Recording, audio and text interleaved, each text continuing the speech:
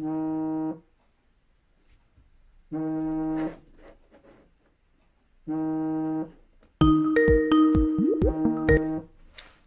hello.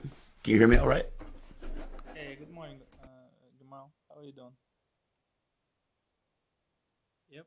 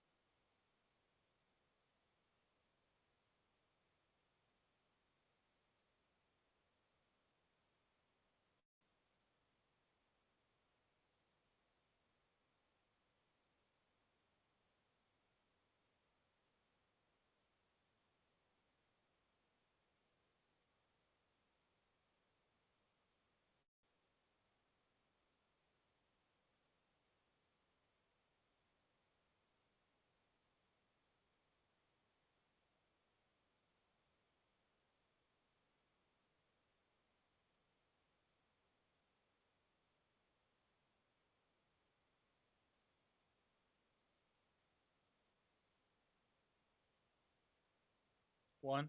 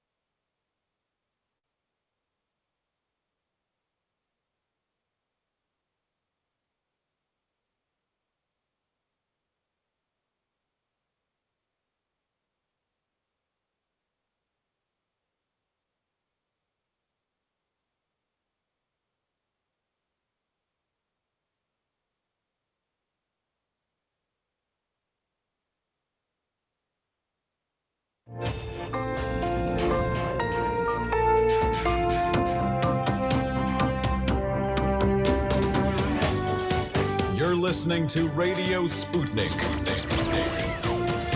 Telling the Untold.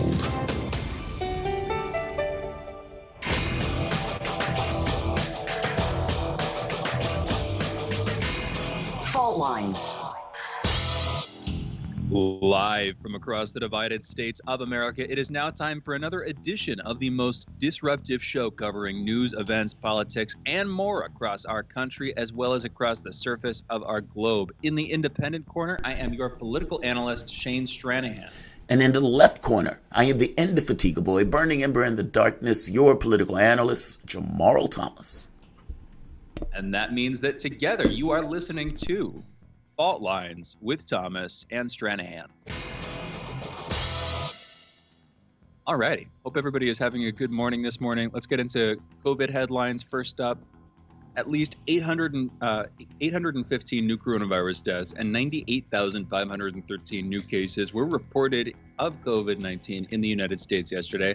Over the past week, there has been an average of 64,722 cases per day. That is a decrease of 3% from the average 2 weeks earlier, and that is, as you may have noticed, a sharp spike. New cases per day recently have been like 60, 70,000, somewhere around there, occasionally lower, sometimes higher. Almost 100,000 is back up to highs we haven't seen in weeks at this point. And that means that, again, decrease of 3% from the average 2 weeks earlier is still technically a decrease, but if you look at it, it's we've basically stabilized, and we'll see where this goes in the coming weeks. As of this morning, more than 29,132,600 people in the United States have been infected with the coronavirus, while over 525,000 have died from it. The U.S. Centers for Disease Control and Prevention has announced that fully vaccinated Americans can visit with other vaccinated people and some unvaccinated people. People are considered protected 2 weeks after they take the final dose of their vaccine, the CDC said. The recommendations say fully vaccinated Americans can, 1, meet indoors with other fully vaccinated people without masks or social distancing, and 2, meet indoors with unvaccinated people from a single household if they are at low risk for severe illness from the virus, and 3, skip testing or quarantine when exposed to COVID-19 unless symptoms appear. President Biden said the U.S. will have enough coronavirus vaccines for every adult by the end of May. That is big news, less than 3 months away at this point. Over 30 million Americans have been fully vaccinated thus far, and on Monday, the White House announced that President Biden will deliver his first primetime address this Thursday to mark 1 year under COVID-19 lockdown measures. In national political news, the murder trial of former Minneapolis police officer Derek Chauvin and the death of George Floyd kicked off Monday, with prosecutors asking the judge to put jury selection on a hold. Chauvin's defense attorney, Eric Nelson, told the court that he will file a petition for the Minnesota Supreme Court to review a Court of Appeals decision issued on Friday, asking that trial judge Peter Cahill consider reinstating a third-degree murder charge against Chauvin. State prosecutor Matthew Frank requested that Cahill delay jury selection in light of the defense petition regarding adding that additional charge. Cahill said he will call potential jurors back on Tuesday morning, this morning. Opening arguments in the trial are tentatively scheduled to begin on March 29th, later this month.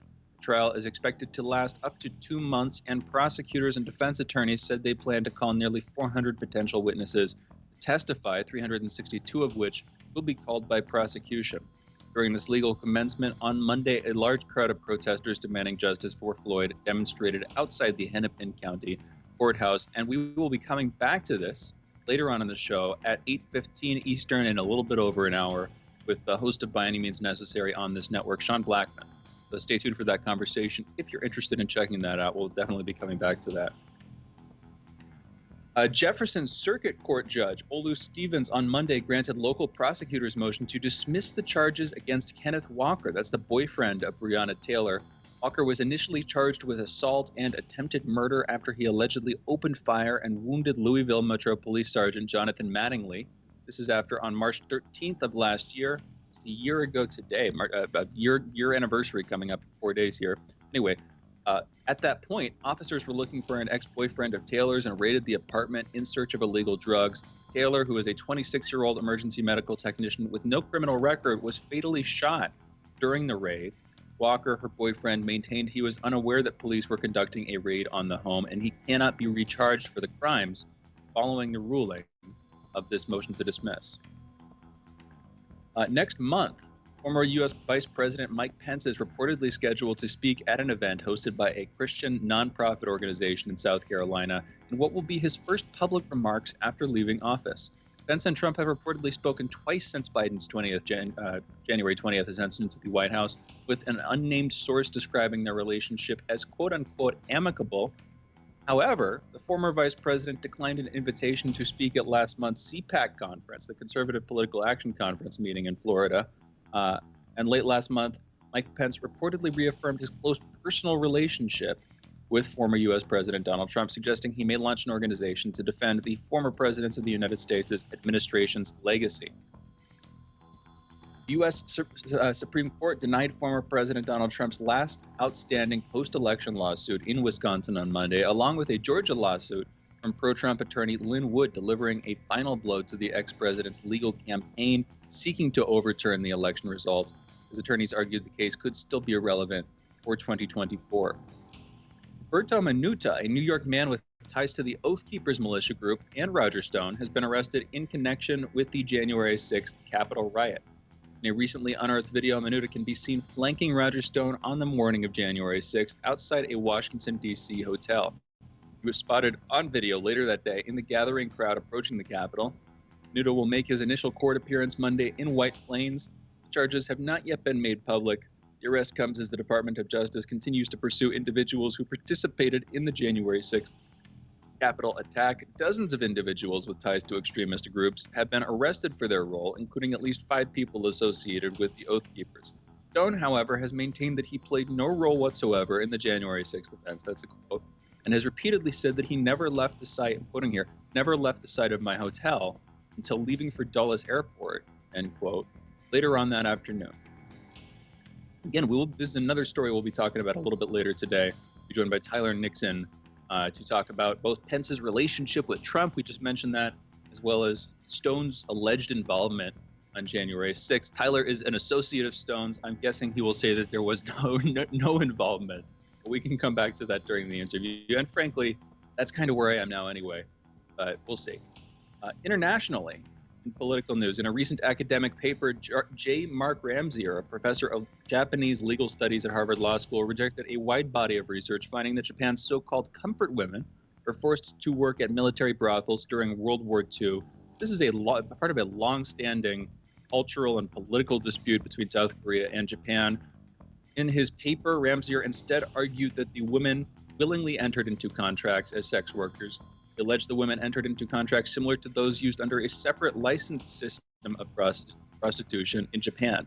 Rejected accounts of forced labor as quote-unquote pure fiction, saying the Japanese army did not, I'm quoting here, did not dragoon Korean women to work in its brothels, end quote. The paper has intensified a long-standing political dispute between Japan and South Korea, which has long pressed Japan to provide apologies and compensation to women who have shared accounts of rape and abuse. At Harvard, hundreds of students signed a petition demanding an apology from Ramsier and a university response to the complaints against him. Lee Young-soo, a 92-year-old South Korean and survivor, described Ramsier's assertion as quote-unquote ludicrous and demanded he apologize. Lee is also campaigning for South Korea and Japan to settle their decades-long impasse by seeking judgment from the International Court of Justice. Jamarl, have you followed the comfort women issue before? You know about Yeah, this? I know what you mean. Not entirely. I do know there was these kind of requests for apologies and everything else, but not in details. No. It's a big long-standing dispute. I mean, and this is, part of Japan's very problematic legacy in East Asia, not just with what happened early on in World War II and the occupation of China and, various accounts of how many people died, but still a lot of death. It's also, one of the larger aspects, one of the larger problematic components of the relationship between South Korea and Japan, where there's basically a factual dispute over South Korean women who served as prostitutes, who were prostitutes, I don't even want to say served, and whether or not they were forced into that role or whether or not they took that role up of their own choice. And it's become a big, long cultural dispute. We'll have to get somebody on at some point to talk about the details of that, because I think it's important for understanding the relationship between those two substantial countries in world relations. Anyway. It's kind of like Turkey and Armenia. Or Turkey says, no, that never happened. And the world says, no, it kind of did happen. And it's like there's their own cultural traditions that have their own point of view, and they don't deviate from that point of view. Yeah. It is true, but I will say this: I think there's a bit less there's more recognition of the Armenian genocide than there is of The comfort women thing. Of Japan's fault in the comfort women issue. Yeah. There is still some of that. It's not like people are against South Korea on this one, but I think that the Armenian genocide is more widely recognized internationally. But we should get somebody on. I'm not an expert. I've just read about it a bit. Brazil's ex-president, Luiz Inácio Lula da Silva, Lula, as he's colloquially known, has been cleared of corruption by a Supreme Court judge. Lula was freed in 2019 after 18 months in jail. He was convicted following an investigation, Operation Car Wash, into a huge bribery scandal which ensnared politicians and business leaders. Supreme Court Justice Edson Fachin annulled Lula's conviction, stating that a court in the southern city of Curitiba did not have the right to try the 4 cases. Lula had denied all the charges, saying they were aimed at preventing him from running for president again in 2018. In our next story, Department of Homeland Security Secretary Alejandro Mayorkas issued a decree making certain Venezuelans eligible for temporary protected status, TPS, which allows the U.S. government to grant provisional humanitarian protection to immigrants whose home countries are plagued by armed conflict, recovering from national disasters, dealing with an epidemic, or otherwise unable to guarantee the safe return of their citizens. TPS designation applies to undocumented Venezuelan immigrants who have been living in the U.S. as of Monday. During the presidential campaign, President Biden promised to grant TPS to Venezuelans, quote, seeking relief from the humanitarian crisis brought on by the Maduro regime, end quote. We will come back to that sentence in just a minute here. Republican and Democratic administrations have sought to isolate the government of Venezuelan President Nicolas Maduro. According to the United Nations High Commissioner for Refugees, there are currently about 5.4 million refugees and migrants from Venezuela around the world. This is how the story is painted. Maduro is a socialist leader of a socialist country who implemented policies that left his citizens starving.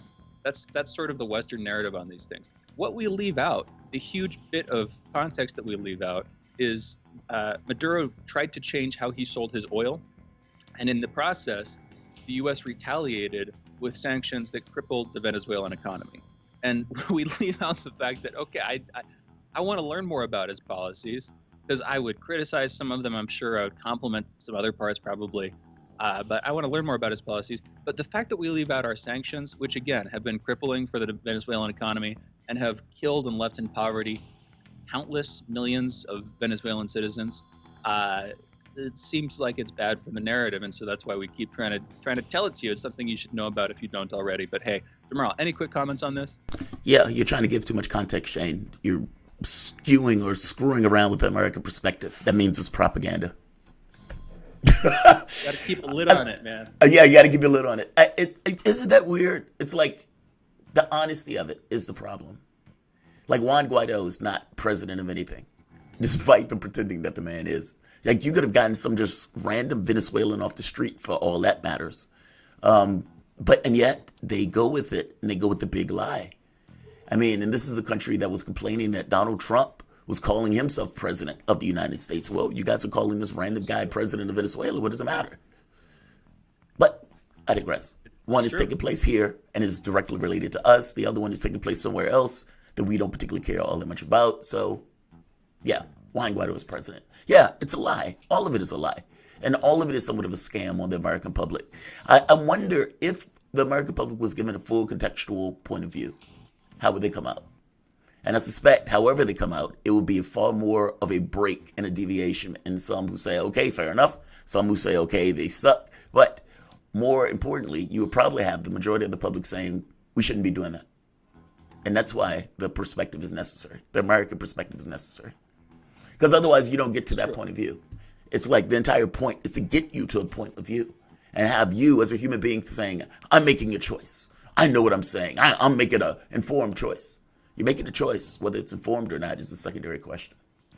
So.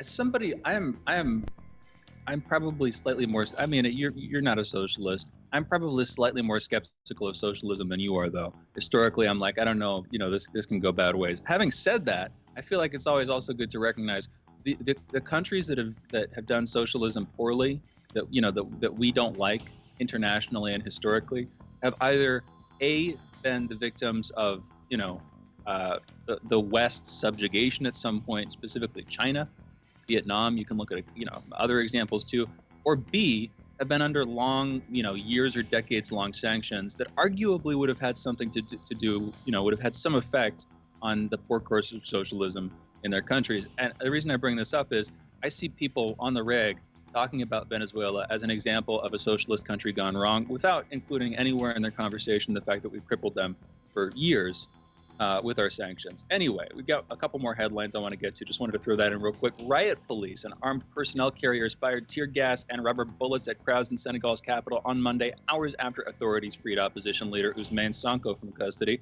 The demonstrations first began last Wednesday before Sonko's initial court appearance for questioning on accusations of rape. He was detained on the way to the courthouse and arrested for disturbing public order after hundreds of his supporters clashed with police who were blocking unauthorized protests. He now has been charged with rape and making death threats.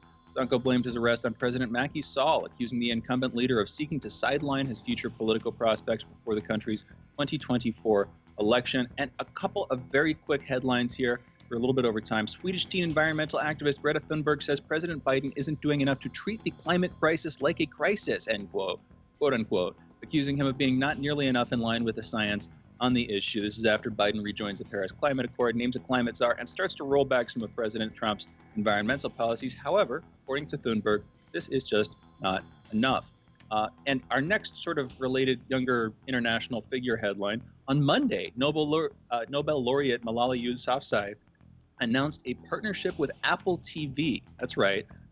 She says, quote, I'm very excited for this next project that I'm starting. I will be producing with Apple TV, and I will be creating content that includes comedy and TV shows and documentaries and movies, end quote. Good for her, I guess. It's a little bit of a weird denouement for a human rights activist who won the Nobel Peace Prize at age 17, working with Apple TV Plus. But hey, yeah, all the power to you. And with that, those were our headlines. You're listening to Fault Lines with Thomas and Stranahan. We're going into a break. We'll be back in a minute with our soapbox segment and Jamarl's monologue. Be right back. Fault Lines. By Any Means Necessary is your guide to the movement and efforts shaping the world around us, from mass incarceration. No longer am I interested in or concerned with prison reform. I am interested only in the eradication of prisons. To the battle between police and water protectors. It was a pretty punishing disregard for the sanctity of human life, that unleashing water cannons on peaceful, prayerful water protectors. From efforts to protect the environment. The climate movement is ready to, with plenty of opposition research and force and strength, along with, the right of both science and morality, to fight them on this. To the movement for Black Lives. When I first saw the Michael Brown video, and I saw that it clearly contradicted the narrative put forth by the Ferguson Police Department and by police supporters in general, 3 words came to mind: color me shocked. Stay tuned to By Any Means Necessary, 5 days a week here on Radio Sputnik.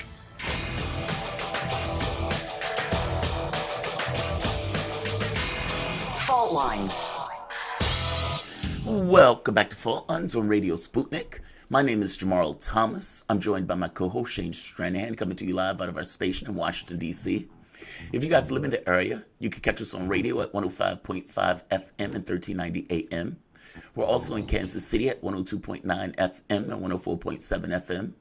If you guys are digging what Shane and I are putting down, whatever platform you're consuming this content on, give us a like and share that audio or video. If you want to join in on the conversation, you can send us a chat, a tweet, and of course, you can reach us by phone at 202-521-1320. That is 202-521-1320. 1320. Your engagement helps make this show what it is, so definitely don't be shy. My wife and I went to a comedy club one day in Richmond, and we were going to see Paul Mooney. Paul Mooney has been around for God knows how long. Foul mouth, hilarious. He used to write jokes for Richard Pryor. And Mooney has a bit of age on him. He's sitting on the stage, old, grizzled, a man who, most of his best years are behind him, and yet he's still doing comedy. And he sees a woman in the audience, and she's sitting in the front row, and her hair is so high up. It's, let's say, 2 or 3 feet high. It is kind of peacockish type pose. And Mooney looks at her with all the love and compassion in the world and said, baby, nobody loved you enough to tell you not to come out the house looking like that. Now, she didn't take that all that well. And Mooney, who has said some horrible things to people, seemed to be bothered by that. But does Mooney have a point? Baby, did nobody love you enough to tell you to come out the house like that? So, I see a clip from Joe Biden. Now, I used to joke or make the point that says, look, that man has cognitive damage. Look at him from 10 years ago. Look at him now. He is a wisp of himself. That's not stuttering. That's something else. I see this clip. If you notice, I haven't said much about this.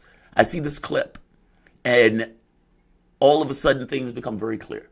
Let's play the clip. Just want to thank you both, and I want to thank the former general. I keep calling him general, but the guy who runs that outfit over there.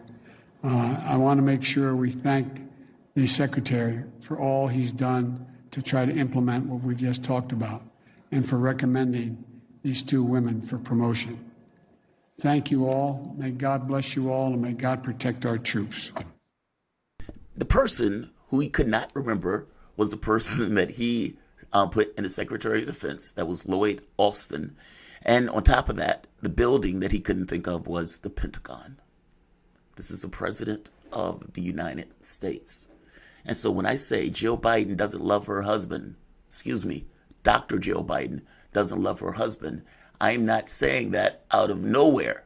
I am making the point that she is a doctor. She could see her husband over the course of the last 10 years. She could see the cognitive decline, and yet she wants to be First Lady, and she allows a man that honestly probably should be at home or in a home as opposed to being in America's home. I don't mean to be brutal with that. And let's be honest, that in nowhere near is stuttering. Even if Biden had something in him other than prune juice and Deo suppositories, I don't know if that man or that wisp of a man will have the stamina, the temperament, or the capability to extemporaneously have a conversation, defend the position, advance the position. I don't think he has it in him. Meaning, even if he wanted to advocate for the policies that he mentioned, the $15 an hour minimum wage, even if he wanted to advocate for the unions in the way that he said he wanted to advocate for the unions, or the climate change goals, I don't think he has it in him. I think that's the problem. Yes, urgency, and this notion that 500,000 Americans have died, and that demands a certain degree of urgency. It's not in him. He doesn't have it in him. We must fight for unions. We got to push back the night on corporate overreach and ensure that workers can get a fair, decent wage and have a say in their responsibility. He don't or does not have it in him. There's a reason that Biden hasn't done these sit-down interviews. There's a reason that he's been held up in the White House, whether it's in the White House or in the basement. He can't do it. And I think that's the point. Whether Biden honestly was for $15 an hour minimum wage or not, I don't think he was. But I got to be honest, even if he was, does he have the capability to push it? Does he have the capability of wielding the bully pulpit like a weapon to get out there and say that the people are fighting against America? You're stopping America's agenda. I was put into office, and go after full bore with everything that he has left the people who are stopping his agenda. Does he have it in him? He does not. At the very least, not the man that I just saw there, that doddering individual that should be in a home as opposed to fighting for America's home. And by that, I mean the White House. That shouldn't happen. And I don't doubt that people drop a word here, forget a thing here or there. Fair enough. But you must understand, the people who put Joe Biden in that office did so because he said, I'm going to give 2,000 checks. I'm going to have a public option. I'm going to pass $15 an hour minimum wage. And even though that is not Sanders' agenda, he is going to face withering and unyielding opposition by all sorts of moneyed interests, if indeed he even went to that tiny bit of a plan. And again, I'm saying tiny in the context of events. This is not normal politics. Last year, we had protests that went for nearly the entire year where people were basically burning stuff down, setting police stations on fire, something I've never seen in America, took over a police station, let alone had a zero tolerance policy in regards to cop killings, something that happens nearly 1,000 times a year. Now, what is Biden going to do about that? Is Biden going to do anything about that?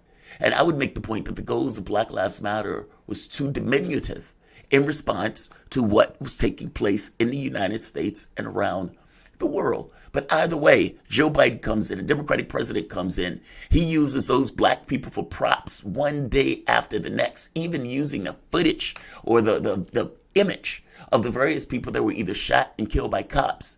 The wild part about this is Joe Biden is culpable in those killings, considering that he put that mean-spiritedness in the criminal justice system in his 40-something years in Congress. He put those policies, those laws into place. That was him. So the fact that he can basically use those people as props now is appalling. But whether he has the stamina or capability to even push through policy to change it is questionable. This is kind of the point that I'm getting at here. I am unclear on whether Joe Biden just doesn't believe it or doesn't have the capability of expressing it, even if he does believe it. And that man in that video does not inspire confidence, nor does he inspire fear. And I would make the point that both of those, on some level, are necessary to get a political agenda accomplished, especially one that he is calling FDR-ish, especially one that needs to be done in the context of 500,000 people dying. How can you not make an argument for that? Think of what I'm saying here. You've had nearly 500,000 people drop dead, to go up in flames. They weren't sent off to war. They were here in the United States of America, based on the malfeasance of the government of that same United States. And the new president comes in and acts as if it's business as usual. We're going to go back to the good old days where 42% of the public was making $18,000 a year, where the majority of the public didn't have $500 in the bank, where the majority of the public was on a hamster wheel. One paycheck missed is a calamity. That's what we need to go back to, where 20, 30 million people didn't have health care. The good old days. I'm Joe Biden. That's what we're going to take us back to. Those are not the good old days. Those are not the times we need to go back to. There is no normal, and there is no going back to anything. Time is a continuum when we move forward. And even though it looks like there's a norm and all of this other stuff, that stuff is a continuity of things. I'm making the point that the things, the modicum, the small policies that Joe Biden said, I don't think he has it in him to push. And if this is not a reason to have buyer's remorse, I don't know what is. Shane, what are your thoughts? I am not attacking Biden for being elderly. Sanders is elderly. I'm attacking Biden for running for president when he should be sitting at home somewhere eating applesauce. And I am making the point that the lefties who are in Congress, the Democrats that are in the House, if they cared one iota about winning the midterms, they would push him like nobody's business. They would try to block him from his worst instincts. And in one of these situations, I mark my words, Democrats, if they let this $15 an hour thing drop, if they cut the number of checks in the way that they're talking about cutting, if they don't pass that public option in the midterms, they are going to have a reckoning. Mark my words. What do you think, Shane? I think part of the problem with it, you said, I mean, one of the things that you said was people elected Biden because he said he'd push for $2,000 checks, a public option, a $15 minimum wage, that kind of thing. But as you also regularly say, people elected Biden because he wasn't Trump and because he was a Democrat, and just very simply. And I think we're on the same page on this one. I get that there are some people who might have elected Biden who would have, thrown their lot in with him instead of voting for a third party, whatever, because they thought there was a chance that they would, get some of those larger concessions on the left. But I think by and large, people voted for him because he wasn't Trump. And Trump as a political figure is clearly far from dead.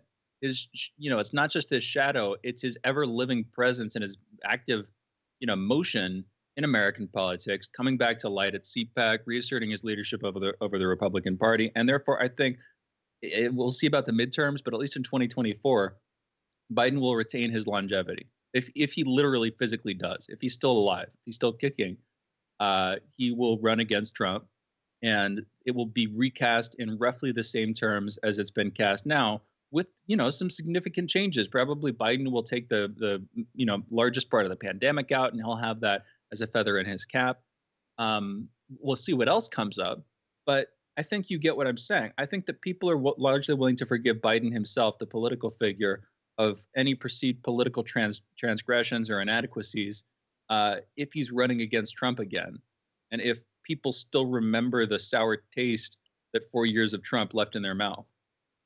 The midterms are another matter, but even then, I think that this conversation about domestic terrorism and domestic extremism and white supremacy and people being very worried about those things is not going to fade away. I think that will radically reassert itself into our American politics. If it does fade away right around the time of the midterms, and we're going to be confronted with another choice between, as stated by the establishment media, either sane Democrats on the left or insane Republicans on the right with, direct and indirect ties, and many of them to white supremacists. That's how it will be painted. What's your take, Jamarl, before we go to our break? Well, I do think there's one difference. The expansion of the voting rights thing may actually be a doom bringer for the Republican Party.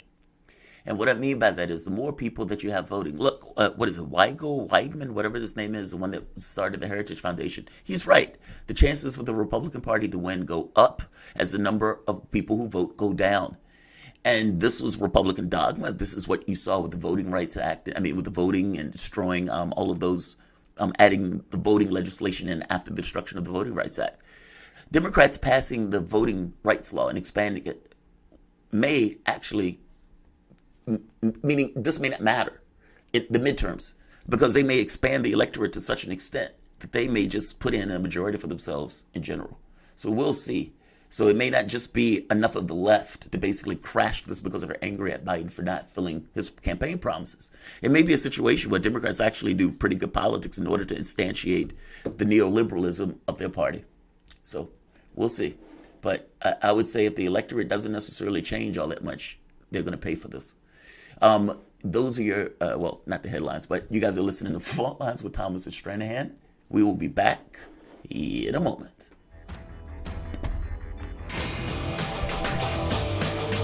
Fault Lines. You're listening to Radio Sputnik.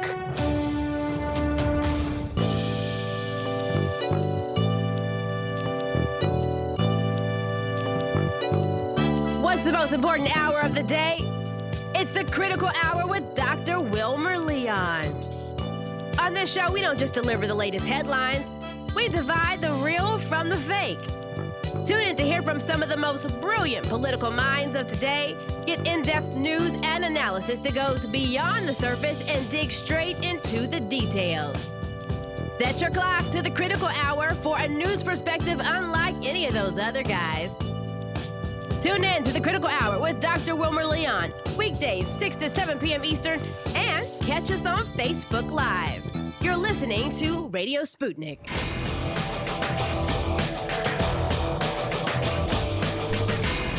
Fault Lines. Welcome back to Fault Lines on Radio Sputnik. My name is Jamarl Thomas. I'm joined by my co-host Shane Stranahan, coming to you live out of our station in Washington, D.C. So we have been pretty astute in covering international politics, and I have to be honest, I think we've done a pretty good job even covering South America. On November 10th, 2019, a popular president, Evo Morales, was basically overthrown in a violent coup with the Organization of American States threw the integrity of the election into question. There's all sorts of questions that went about for the reasons that OAS did that, even what they had to do that. But either way, regardless of the U.S. potential involvement in this, that country was thrown into a tailspin with Evo Morales, the first indigenous president, a popular president of that country, basically being taken down in a military coup with a coup government, violent coup government, running roughshod for roughly a year. That government basically lost to Evo's party, MAS, Movement for Socialism, Luis Arce. But despite the fact that the coup government has been taken out, you still have a country that was reeling, that is still coming to grips with this kind of transfer of power back into a democratic order. To speak with us on some of the elections that have taken place, they've just had subnational elections. And our guest was nice enough to come on a few days, it was like last week, to explain what was taking place. And now she's back to explain the results of the subnational elections and what those elections mean. To speak with us is Camila Escalante, TV news producer and presenter at Telesur English, who also works at Chauvin News. Camila, thank you for coming. Look, I appreciate you doing this, honestly. Thank you so much for having me again and for allowing us to follow up. Absolutely, absolutely. So the subnational elections have taken place. And, you know, it was the last time we talked, I was actually shocked that more people, or that many of the people who were part of the coup regime were still there, and in some respects in government. And I would imagine that that would create all sorts of complications for the new government that have just come in under Arcis. And more importantly, from the standpoint, giving more priority or more emphasis on the subnational elections. So how did the elections turn out, for one? And on two, what does it mean that they turned out in the way that they did? Well, on election day at about 10 p.m., Evo Morales, the president of the MAS party, came out around 10, and he was with the winner of the Department of Cochabamba, the governor, which is from the MAS. And he came out to say that the subnational elections show that the MAS won 7 departments, 7 governorates of the 9 in the country. And he says that this continues to be, the party receiving the highest vote in the history of Bolivia. Though official vote counting by the TSE continues now, 2 days on. And so what we saw was that in the first round, he had said that he had called 5 first round wins for governors of 5 departments of the 9 in the first round. It seems like at least 3 of those are confirmed according to the official vote count. But it is the case that in those others, that the MAS is leading, and that they would have to, in at least 2 of them, Chuquisaca and the Department of Tarija, they would have to go to a second round on April 11th, but that they're leading in a way that the party believes that will take them to victory in the second round. In terms of major urban centers, there were a number of right-wing candidates who won some of the large cities, including ones we were following closely, which was the city of La Paz, where Ivan Arias, who is an individual who served as the public works minister for Janine Áñez, actually won. And he won amid accusations of harassment of women, pretty grave accusations. And so obviously it's been difficult for the MAS to win in these urban centers, but if you look at the actual map, the map is painted blue. That's because in terms of territory and regions and municipalities across the entire country, the MAS wins the majority of those because the MAS is really strong in the rural areas of the country. So I was following Franklin Flores, who is hovering around 40% with a 10-point lead. And so it remains to be seen whether he reached that 40% threshold needed to win in the first round. And if not, he does have a major advantage of over 10 points going into the second round. And he'll be the next governor of La Paz, an Aymara indigenous leader there. And so I think it's kind of like a mixed, I think, obviously we've interviewed and political analysts as part of our work at Chauvin News. And, what they point to is, the difference between the subnational elections and the general elections, where in the subnational elections, you see, a right wing, which similar to the national elections, is split into many factions. You're not seeing parties that are taking very much of the vote share. You're just seeing different opposition right-wing candidates from different parties, going really hard on one city or one department and trying to win there. And we're seeing the traditional old conservative parties having issues with renewal. They're not able to bring in new candidates to contest the Mas. So sometimes they have a really big win, and then the next election goes to someone else. And there's also a lot of people who, of course, are scarred from the Añez regime who won't be able to run because, where they live, people hate them essentially. But at the same time, because they sided with the coup government, basically, just to simplify it. Yeah, exactly. Because, it was seen that they were involved in things related to corruption, of course, in the case of, the health ministry under Janine Añez. So even the people who didn't flee the country, I guess it's going to be very difficult for them because, if they were running with Janine Añez under her party, I mean, that was not one of the main parties of the country when she took power. She was just an unknown or a lesser known senator. So of course she didn't have that much weight behind her, and she had to bring in people even into her regime who were from other parties as well. Well, but Camilla, we only have a couple of minutes left. Last time we had you on, you said that Mas has to get a 2/3 majority. Basically, that's what they're pushing for. It seems like they definitely have a majority. But right now, where do they stand on the 2/3 majority? And if they were to get that, what would they do with that? How would that affect Bolivian politics? What kinds of policies would they have the ability to push through? Where would that leave Bolivia on the other side? But first of all, is that feasible for them at this point in these elections, Camilla? I guess we'll have to see at the conclusion of the second round, which will be April 11th, as some key departments will have to go to the second round. But I think they will ultimately achieve that 2/3 majority in the departments. They will not have achieved 2/3 majority in the major urban cities. They will have achieved some sort of a majority in municipalities in general, which includes those smaller towns, which Bolivia is made of and which a lot of people actually live in. I think, regardless of what the outcome is on April 11th, they're going to continue to push forward with the strategic national planning, with the nationalizations, with continuing to, push forward in building schools and hospitals, more important than ever now that we've seen, the total collapse under Añez and the permanent need for hospitals. And they're going to continue working with China and Russia and other partners in bilateral cooperation to try to develop Bolivia. I can't see how that will change either way, but I think that there's going to be much more coordination with the departments now that the Mas will have control of the majority of them. That's fascinating. Question on this is weird to me because I considered it from early on a coup, and I considered it somewhat of a violent coup. I mean, they even raided Evo Morales' house. Why is there this feeling that they're acting like this was a normal transfer of power?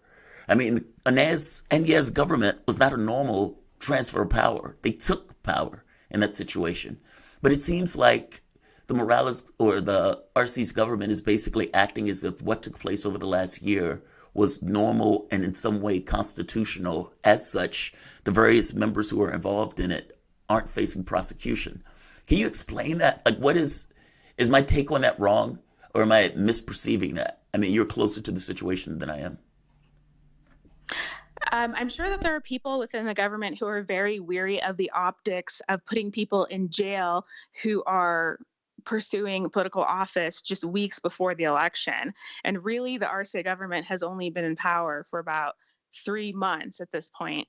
So I think they are, they are trying to prosecute these people through, the most appropriate channels, and that they say that these investigations take time, but that they can't just round people up without the evidence being presented.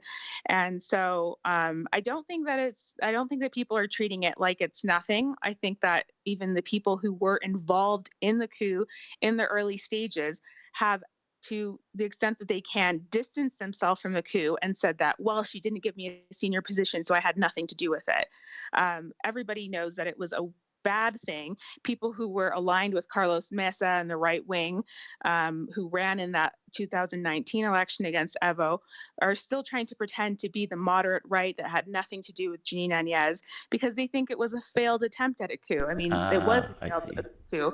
And so I do think that a lot of people are just looking at it as this gross thing, and they're trying to paint it as a Jeanine Áñez thing and try to distance the rest of the right wing away from it with hopes that they can come back and install another coup or find some other way to beat the Hamas in the future. I see. Thank you. And look, it wasn't meant to be critical. I swear it wasn't. It was something I just didn't understand, and I was, just wanted to ask because you're there. You would know better than I would.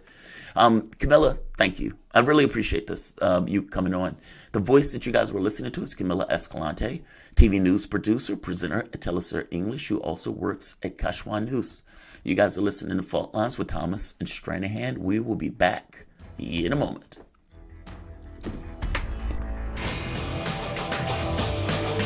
Fault Lines. In a media landscape filled with so-called journalists acting as stenographers for their billionaire bosses, there is a desperate need for news, analysis, and perspectives that buck the status quo and get to the heart of how domestic and international events impact you and me, as well as showing how we can get involved in the struggle to change that status quo.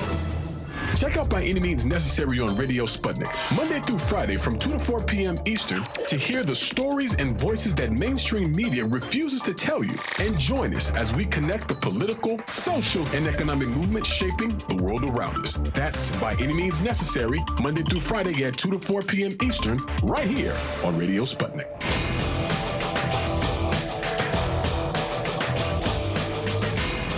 Fault Lines. And we're back. You're listening to Fault Lines with Thomas and Stranahan, and we're talking about Iran. Let's start with the relationship between Israel and Iran, a fraught one if it ever was, with Benny Gantz, Israel's defense minister, leader of Israel, prime minister, along with Benjamin Netanyahu, saying very controversial things, basically saying that he has a map with targets painted on it, and that if Iran continues its quote-unquote nuclear escalation, his words, they will strike. And Iran responding by saying, Iranian Defense Minister Amir Hatami specifically on Sunday, saying that if Israel strikes, they will give a devastating response. They will raze Tel Aviv and Haifa to the ground. This feels like harsher rhetoric than I am used to, despite constant harsh rhetoric back and forth. And to have the conversation to clarify, we are joined by Elijah Magnier, veteran war correspondent. You can find his reporting on elijahjm.wordpress.com and follow him on Twitter at EJMAllright. Elijah, thank you for joining us. How are you doing this morning?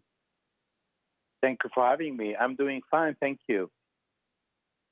Let's start pretty much right where I left us. Is this unusually harsh? Am I right in thinking that this is a step up and that things are escalating, or is this basically the norm and some things are just coming to light? What's your take?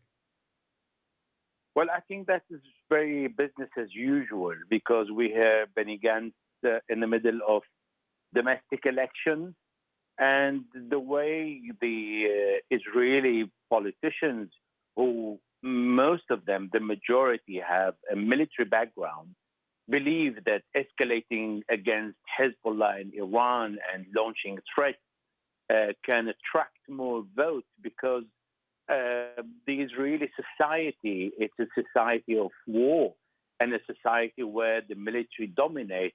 Basically, it's an army with a government. And this is why the language of war is always exchanged by the politicians, who are basically all ex-chief of staff of the Israeli army. Therefore, we hear Benny Gantz trying to improve his political position. He has formed the party Blue and White, but failed drastically to compete with Netanyahu. And we see that the way to escalate against Iran is really vocal. Nobody is going to start a war in the Middle East now. I mean, I know you say, first, welcome to the show. Thank you for joining us. I know you say it's business as usual on some level, and I suppose it is. I mean, Netanyahu has been screaming that Iran was trying to get a bomb. You know, it's like they're a month away from a bomb. They're 30 seconds away from a bomb. And they'll go to Congress and he'll say it and everything else. But I think the difference with this is the JCPOA was looked at as a way to prevent a war. And when Trump basically put a bullet in the JCPOA, and when Joe Biden wouldn't immediately go back to the JCPOA, despite the fact that that was under Obama's term, well, Iran has every right in the world to expand into its nuclear, not necessarily nuclear weapons, because they continuously said that's not what they're trying to get, but nuclear power. And with with them pushing in that particular direction, well, Israel is looking at this. It seems like their potential is worse for attack, and it feels like this is slightly different because of the processing of the uranium.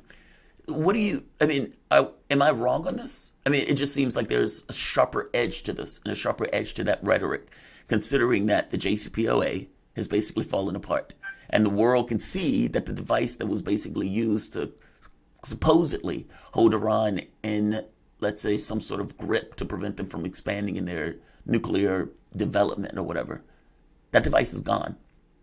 So does that give Israel this, carte blanche to potentially attack? What are your thoughts?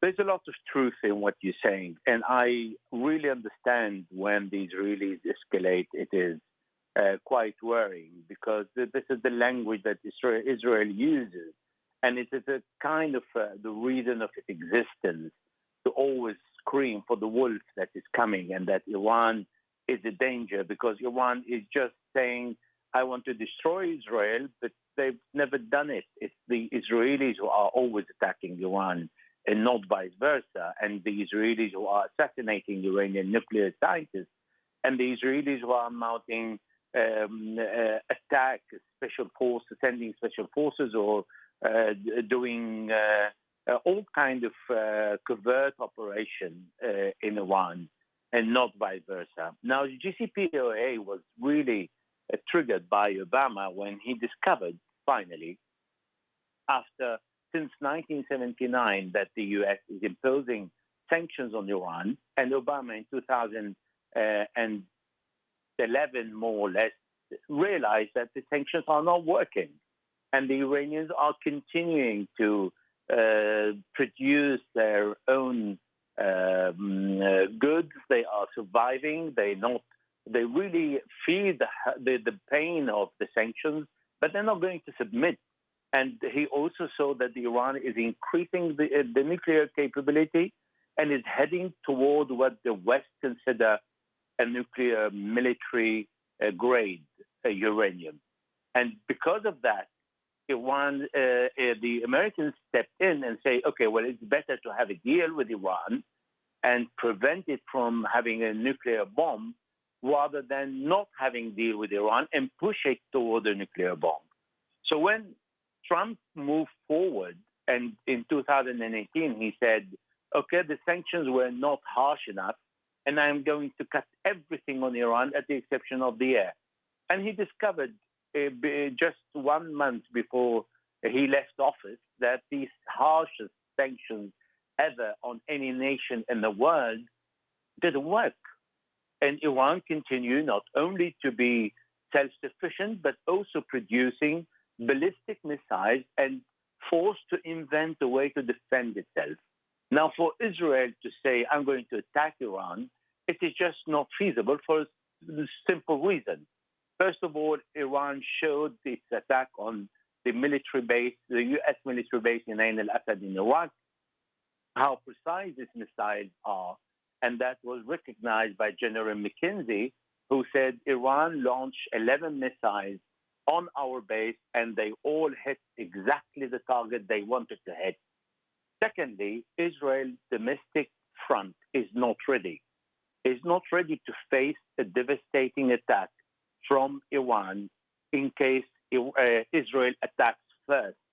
So the retaliation of Iran is going to be with a precision missile on selective targets that is going to cripple Israel as Israel never seen before if Israel starts a war. Now, nobody wants a war in the Middle East, but we always hear Israel saying, I'm going to attack, and I'm going to do this if you do that.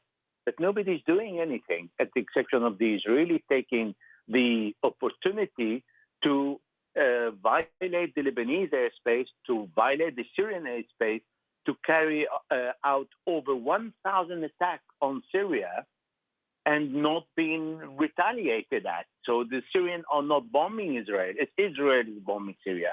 And exactly the same with Iran. Iran is not bombing Israel. Israel is forcing Iran to build the front in Lebanon, in Syria, in Iraq, and in Iran and Yemen, a front of allies to protect itself. We see 35 U.S. bases around Iran, and Iran is increasing its production of missiles and improving it again on a defensive measure. Iran did not attack the U.S. base just out of the blue moon. It's the Americans who went and killed their loved general, Qasem Soleimani, that was an envoy to Iraq, and Iran retaliated. We haven't seen Iran taking the initiative ever. Well, and when Pompeo and then Blinken mirroring him say that Iran is the world's largest funder of terror, we're of course leaving out of the conversation Saudi Arabia and ourselves, I would argue, first and foremost. But here's the thing, Elijah. Just a minute ago, you said nobody in the region wants war. I may be slightly misquoting you, but I believe that's pretty much the effect of what you said. Why is it then that you have almost constant war within countries and between countries in the region? When you say war, do you mean a regional war? Do you mean the sort of official declaration of war? Because it seems like these proxy conflicts, specifically obviously in Yemen, but also in Syria, across Iraq, these qualify as war in my book, even though they're a lower grade, even though it's a sort of chronic skirmishing going on. What did you mean by that? Yes, you're right to point that out. So allow me to explain myself, if I may. So when I say there is no war in the Middle East, it means the Americans are not going to start a war against Iran. The Israelis are not going to initiate a war by attacking Iran. And Iran is not going to attack the 35 U.S. bases that are surrounding Iran, neither are going to attack Israel. So this is what I meant. And you rightly said it's a war of proxies. So the Americans supplied the Saudis enough weapons to bomb the hell out of Yemen for 6 years. And now they're screaming, asking they may need to stop. And luckily for the Yemeni, they discovered that there is one country that is called Iran that is ready to help them when all the countries in the world are supplying weapons, intelligence, information, missiles, and all the bombs the Saudi wants to bomb the poorest country in the Middle East. And then we look at Syria. The half of the world gathers to defeat Syria and to change the regime and give the ruling to the Takfiri, who are the real terrorists in the Middle East, and they killed everybody that disagrees with them. And then we see the Iranians supporting the Syrian government to prevent the failed state, to prevent the Syrian government from being destabilized or to fall. And we always see a reaction effect in the Middle East.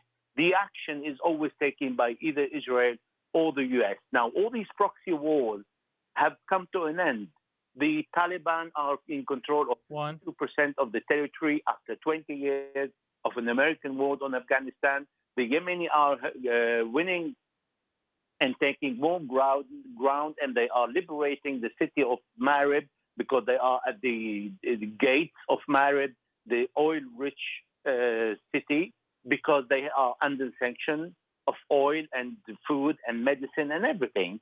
And then we see in Syria, the Syrian government is recovering slowly but surely, notwithstanding the Caesar Act, that is the U.S. sanctions, the heavy sanctions from the U.S. and the EU on Syria. And we see Lebanon, Hezbollah is not affected by the crisis. Elijah, we've got to close. But I think point taken. From the United States perspective, the sanctions have not worked, and our wars aren't working either. But we've got to close it here. The voice you were listening to is Elijah Magnier, a veteran war correspondent. Follow his reporting on ElijahJM.wordpress.com and check him out, EJMAlrai on Twitter. You're listening to Fault Lines. We'll be back in a minute with headlines and another 2 hours of this morning's show.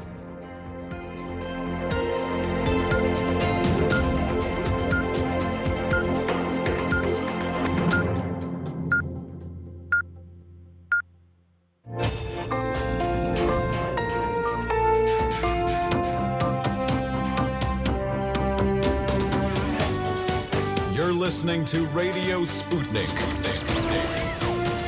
Telling the untold.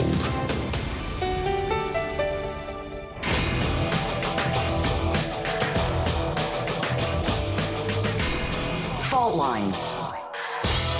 Live from the divided states of America, precipitously perched at the edge of this resilient and exploited globe, welcome to your context lens for the American perspective. In the left corner, I am your ever-vigilant, indefatigable political analyst, Jamarl Thomas. And in the independent corner, I am your political analyst, Shane Stranahan. And that would mean, by most measures, ideally, you are listening to Fault Lines with Thomas and Stranahan. Let's get to the headlines. Solid show this morning, Shane.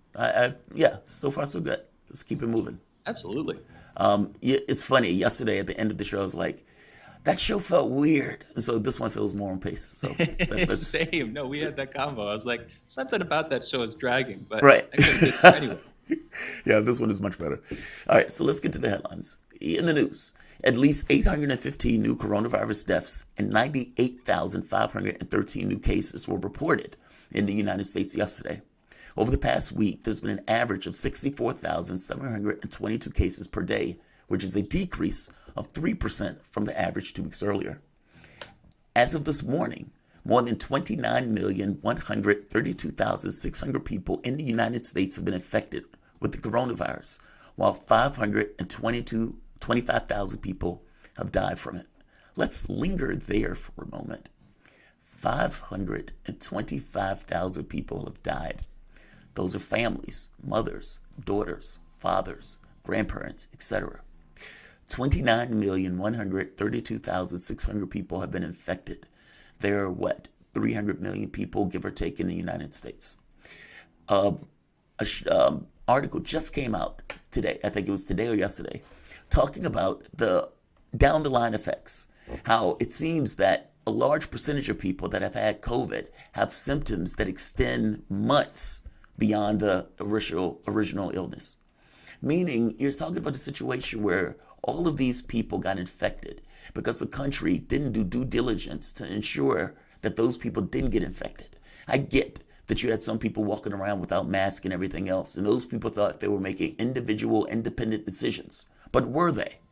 If their president was giving them a point of view that was wrong, if their Congress members, people who they listened to, were giving them a point of view that was wrong, were they coming to a decision themselves?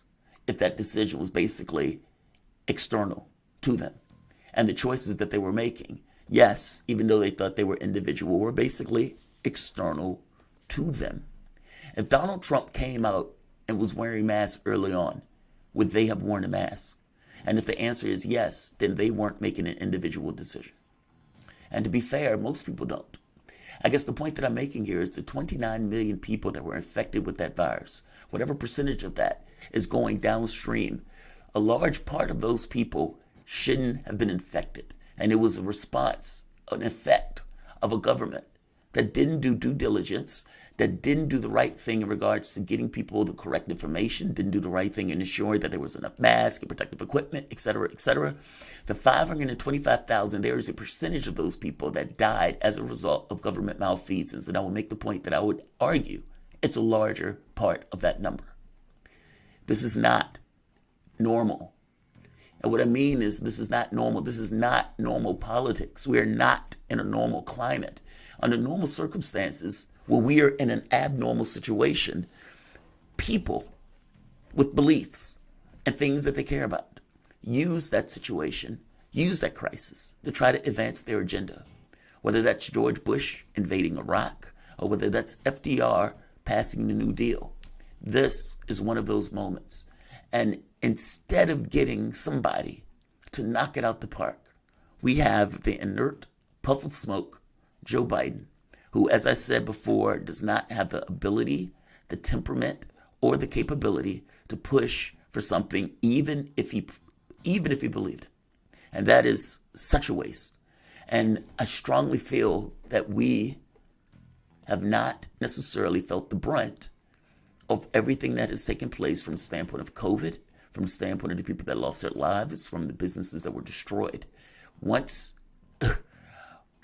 people might want to get that COVID shot, but once they get the jab and more people get the jab, I think the consequences of everything that took place, especially when those people can start going back outside and those people can get antsy at those protests, I think you're going to feel it. I think you're going to feel it. This is not normal, and we shouldn't be pretending that it is normal. And pretending that it is normal will have consequences later on when that public takes it out on the political space. Mark my words, I've been right on all of this. The U.S. Centers for Disease Control and Prevention has announced that fully vaccinated Americans can visit with other vaccinated people and some unvaccinated people. People are considered protected 2 weeks after they take the final dose of their vaccine, the CDC said. The recommendation said fully vaccinated Americans can, quote, meet indoors with other fully vaccinated people without mask or social distancing, meet indoors with unvaccinated people from a single household if they are low risk for severe illness with the virus, and skip testing or quarantine when exposed to COVID-19 unless symptoms appear. President Biden said the United States will have enough coronavirus vaccine for every adult by the end of May. Over 30 million Americans have been fully vaccinated thus far. On Monday, the White House announced that President Joe Biden would deliver his first primetime address this Thursday to mark 1 year under COVID lockdown measures. Be careful what you wish for. That's all I'm telling you. Right now, you have a situation where the majority of the people would agree with being in the house. They agree because they believe that they also are susceptible. The moment that you get more people getting the vaccine, those people are not going to want to deal with the lockdown measures. They're not going to want to deal with having the mask on. And you're going to get, instead of 67% backing those policies, it dropped precipitously by the number of people that you get vaccinated. You would expect that on some level. But I'm just saying that is going to be an intermediate period of chaos as those things transition from people being vaccinated or unvaccinated to people getting vaccinated. It's good that they are. Don't misunderstand me. I'm just saying reality is complicated. The murder trial of former Minneapolis police officer Derek Chauvin and the death of George Floyd kicked off Monday with prosecutors acting the judge to put jury selection on hold. Chauvin's defense attorney, Eric Nelson, told the court that he will file a petition for the Minnesota Supreme Court to review a Court of Appeals decision issued on Friday, asking that Judge Peter Cahill consider reinstating a third-degree murder charge against Chauvin.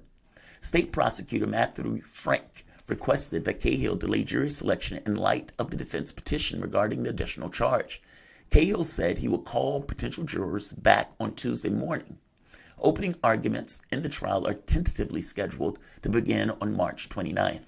The trial is expected to last up to 2 months, and prosecutors and defense attorneys said they plan to call nearly 400 potential witnesses to testify, 362 of which will be called by the prosecution.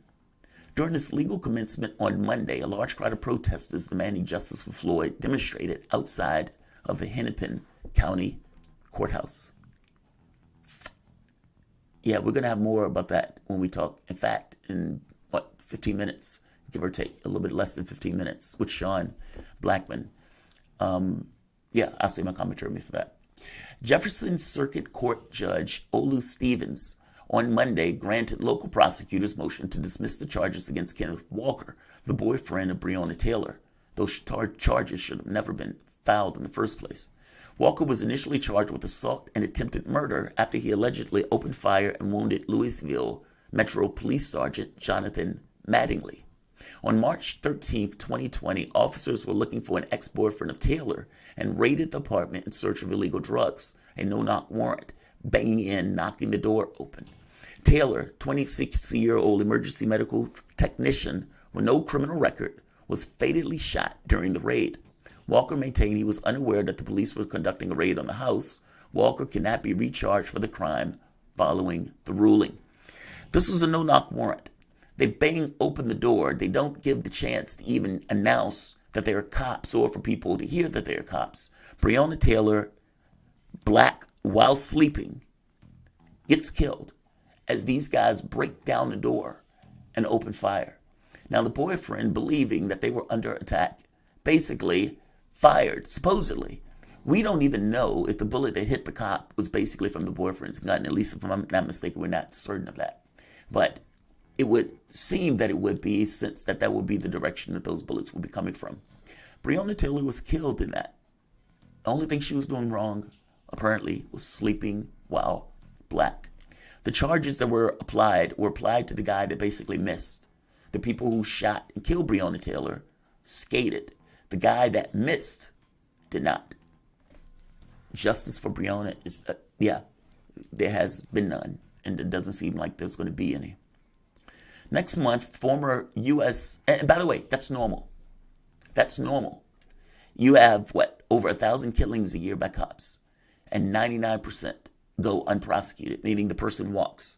And even with that 1%, there's a small variance of that 1% that gets prosecuted. That, unfortunately, is normal. Next month, former U.S. Vice President Mike Pence is reportedly scheduled to speak at an event hosted by a Christian nonprofit organization in South Carolina, in what will be his first public remarks after leaving office. Pence and Trump have reportedly spoken twice since Biden's January 20th ascension to the White House, with an unnamed source describing their relationship as amicable. The former vice president, however, declined an invitation to speak at last month's CPAC conference in Florida. Late last month, Mike Pence reportedly reaffirmed his close personal relationship with the former U.S. President Donald Trump and suggested that he may launch an organization to defend ex-president's administration's legacy. You do that. You do that, Mike Pence. And by the way, that gets across how powerful Donald Trump still is in the Republican Party. Despite him losing power, despite him having people going out almost trying to hang Mike Pence, despite him knowing Mike Pence was in danger, and Mike Pence knowing that same Donald Trump knew that same Mike Pence was in danger, and yet still sent his mob, his hordes, to the Capitol. That same Mike Pence comes out and still tries to back and defend the president's legacy. I suspect on some level it's defending his own legacy. The same thing is true for the Republicans that were in the House, that were under siege and under attack. House leader for the Republican Party, McCarthy, despite the fact that he got into a screaming match with Donald Trump as his hordes, Trump, was trying to break through the door, he still comes out and says, yes, Donald Trump should speak at CPAC. If that's not political gravity, I don't know what is. I don't know what is. The U.S. Supreme Court denied former President Donald Trump's last outstanding post-election lawsuit in Wisconsin on Monday, along with the Georgia lawsuit from pro-Trump lawyer or attorney Lynn Wood, delivering a final blow to the ex-president's legal campaign seeking to overturn the results of the election. His attorney argued the case could still be relevant for 2024. Robert Minuta, I think that's the name, a New York man with ties to the Oath Keepers militia group and Roger Stone, has been arrested in connection with the January 6th Capitol riot. In a recent unearthed video, Minuta can be seen flanking Roger Stone on the morning of January 6th outside of Washington, D.C. hotel. He was spotted on video later that day in a gathering crowd approaching the Capitol. Minuta will make his initial court appearance Monday in White Plains. The charges have not been made public. The arrest comes as the Department of Justice continues to pursue individuals who participated in the January 6th Capitol attack. Dozens of individuals with ties to extremist groups have been arrested for their role, including at least 5 people associated with the Oath Keepers. Stone has maintained that he played no role whatsoever in the January 6 events, has repeatedly said that he, quote, never left the side or sight of my hotel until leaving for Dulles Airport, unquote, that afternoon. Look, I don't know if that's true or not. He could be telling entirely the truth. The other part to this is, yes, the media hates Trump. The media still hates Trump. Roger Stone is associated and affiliated with Trump. If they believe that the Oath Keepers were associated with Stone, maybe they can make this kind of hint to Trump.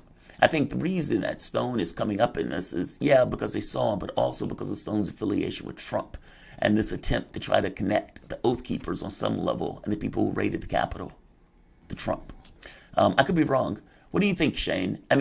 Because I think if Roger Stone was just a random guy, nobody would be talking about Roger Stone here.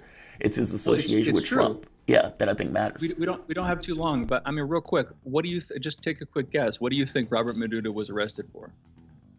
Oh, I have no idea. I would imagine something to do with raiding the Capitol, but I'm not sure. I haven't looked too much into this case. His wife said he was never inside.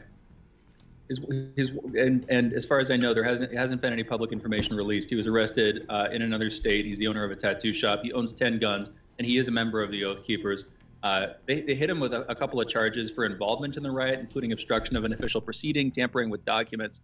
I don't know about the documents one. If he didn't go inside, but he owns guns and he's a member of this militia, does that mean that he's guilty? I don't know. It's an interesting question, one we'll come back to with Tyler Nixon. What should be a contentious conversation, but hopefully we manage it gracefully anyway. No, it shouldn't be contentious. No, it shouldn't be contentious. Tyler's been on this show for God knows how many times. We've only had one contentious interview, and that's because we were talking about the putsch attempt. No, we should be fine. I don't foresee an issue. And we will be again. That's my thought, but hey. Yeah. Right. Yeah. But it'll be fine. It'll be fine. Yeah, I think the association with Trump is the thing that's doing it. And look, being a member of the Oath Keeper in and of itself, it's not a crime, right? By the same token, if the moment that you become actionable in regards to the things that you talk about amongst your own group, then yeah, at that point, you're talking about getting into heavier stuff. But let's do this. Those are your headlines. You're listening to Fault Lines with Thomas and Stranahan. We will be back in a moment. We're going to have a great conversation on the Black Lives Matter protests and the trial of Derek Chauvin. Back in a moment. Fault Lines. Want to talk? Get in touch with us at radio@sputniknews.com. Shooting from the lip. We're taking no prisoners here. Real opinions for real people. Where we bring you people with controversial views, and instead of trying to catch them out, we actually let them expand on their views. What's going on in British politics, European politics, and indeed in world politics as well. And wherever you are, whether you're a UKIP supporter, a Tory or Labour, everything is in turmoil. John Gaunt. Shooting from the lip.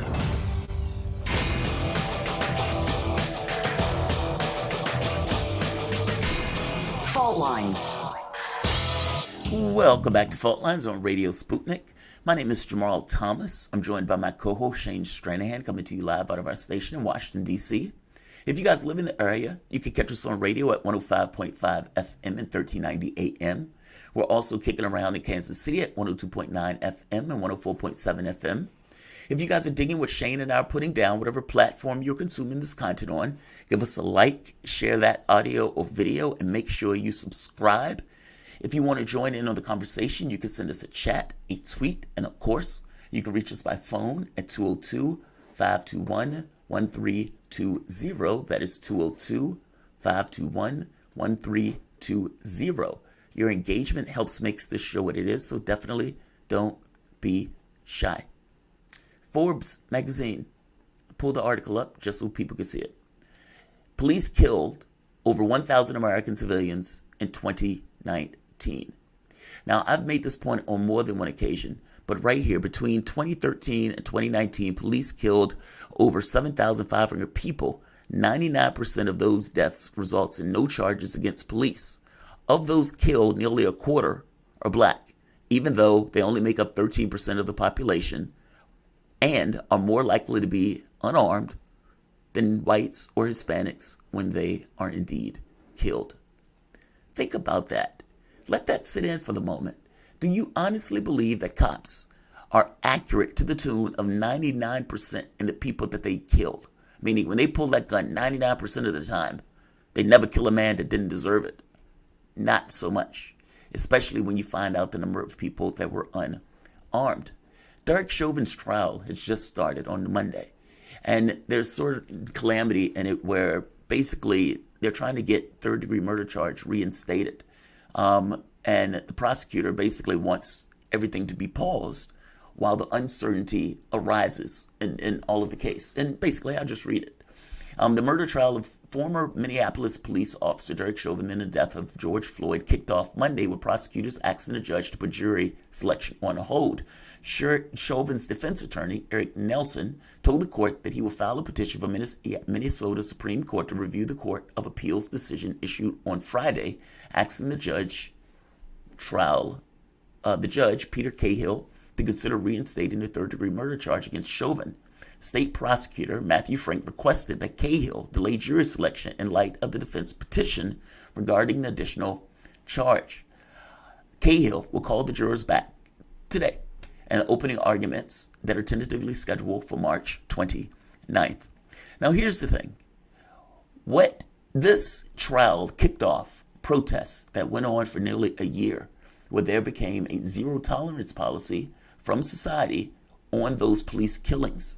And some of the research that came out showed that the police were less likely to kill as a result of those protests.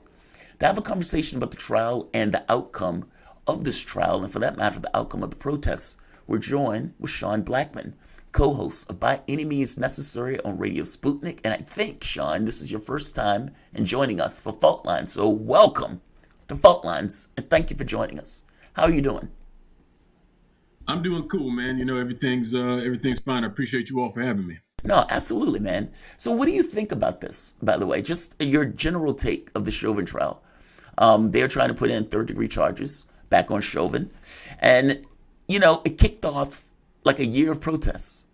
And I know some people ask, what did those protests mean? But just on this very specific case, what are your thoughts? I mean, they're trying to prosecute him, but this is one prosecution. This is atypical.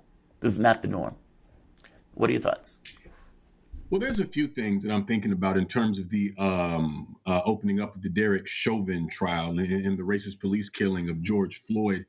Number one, I want to note that there are already protests happening in Minneapolis around these protests, and that, you know, really the resistance there in Minneapolis hasn't really stopped ever since the sort of spark of it this past summer. And really, if you look around the country, I mean, obviously the demonstrations have somewhat ebbed, but it's not sort of a complete halt that we've been seeing here. And also, I want to highlight, I mean, the attempts from the city of Minneapolis to try to, you know, mitigate, you know, people's righteous frustration and anger, both with this case, with the criminal legal system, and with the issue of racist police terror itself. I mean, you all probably saw they were floating that idea about paying social media influencers $2,000 to spread what they called city-approved messages about the trial. And so, you know, that just would have been a transparent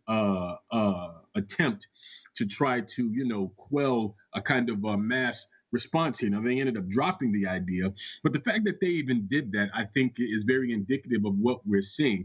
And I want to also speak directly to that point you made about people saying, well, what did the protest accomplish? This is something that we hear a lot from people. Anytime that there's sort of a mass outbreak of demonstrations, particularly around this most recent period of the movement for Black Lives. You know, I've been in a lot of marches and demonstrations. I've organized no small number of them myself. I don't know anybody who organizes a march or a rally thinking that the very act of marching or rally is going to immediately overturn the issue.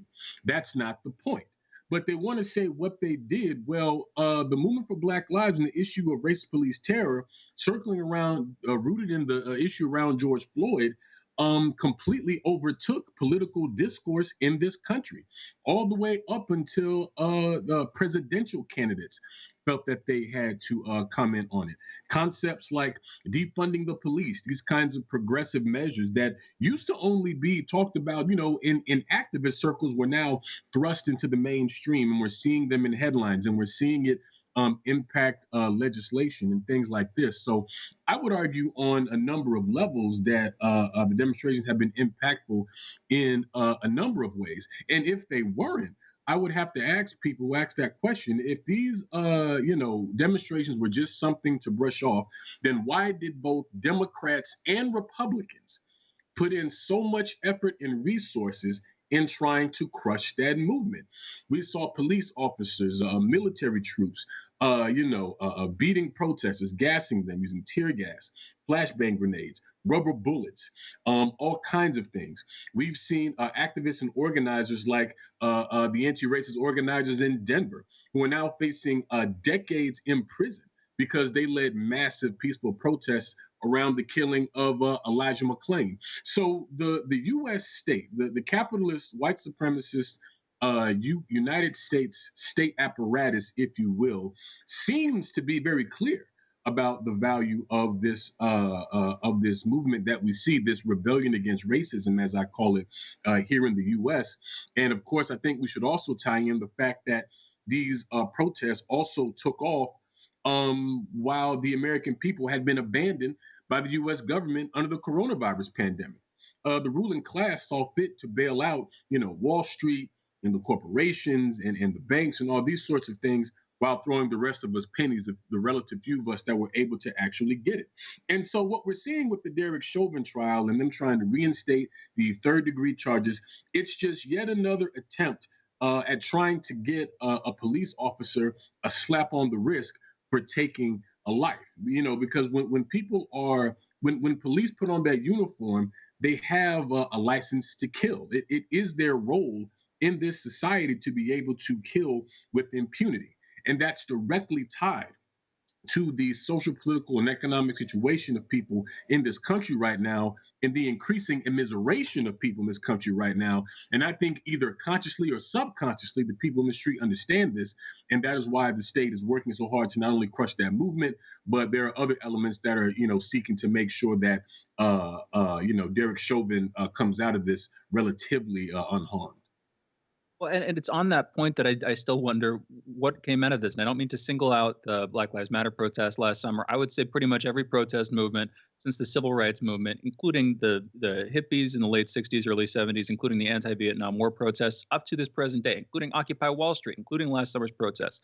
I would argue that they have all failed to reach a resolution in getting what they want quickly, other than the civil rights movement, which, people could justly argue that not enough came out of the civil rights movement, that there's a case to be made for reparations, all that stuff that wasn't put into action on the tail of the civil rights movement. But still, looking back, I would say that's the last one that had a dramatic and quick legal impact in the country. I would say that nothing, and please correct me if you see me being wrong here, but I don't see anything in the last 50 years, literally several generations ago at this point, that has led to, in terms of protest movements, activist movements in the streets, that have led to a quick resolution or a quick, set of actions on the part of the government having to reciprocate to public demands. And the point that I'm making there isn't that people shouldn't be protesting, isn't that there isn't just cause to protest on a wide variety of issues. It's simply that literally taking the perspective of somebody who has protested before, I don't see what I can do by doing that. I don't see,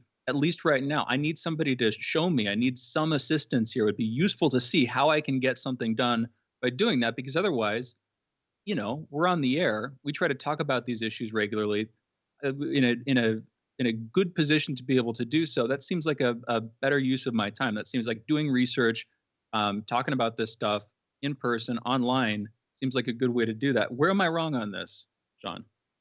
Well, I wouldn't say that you're wrong. What I would point out to people is that demonstration is a tactic that people use within a broader concept of organizing.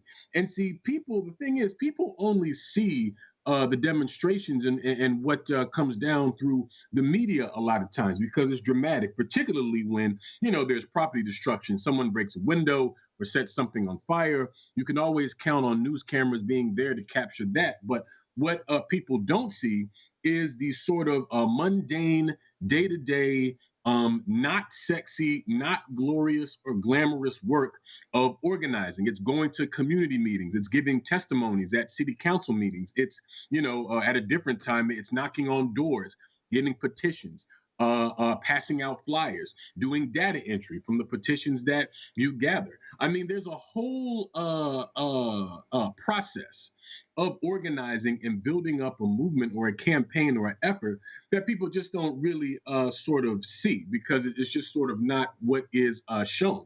And I mean, to be honest, someone could make the argument that, even us talking about these things on our shows isn't that impactful. I mean, obviously, we both have these shows on Radio Sputnik.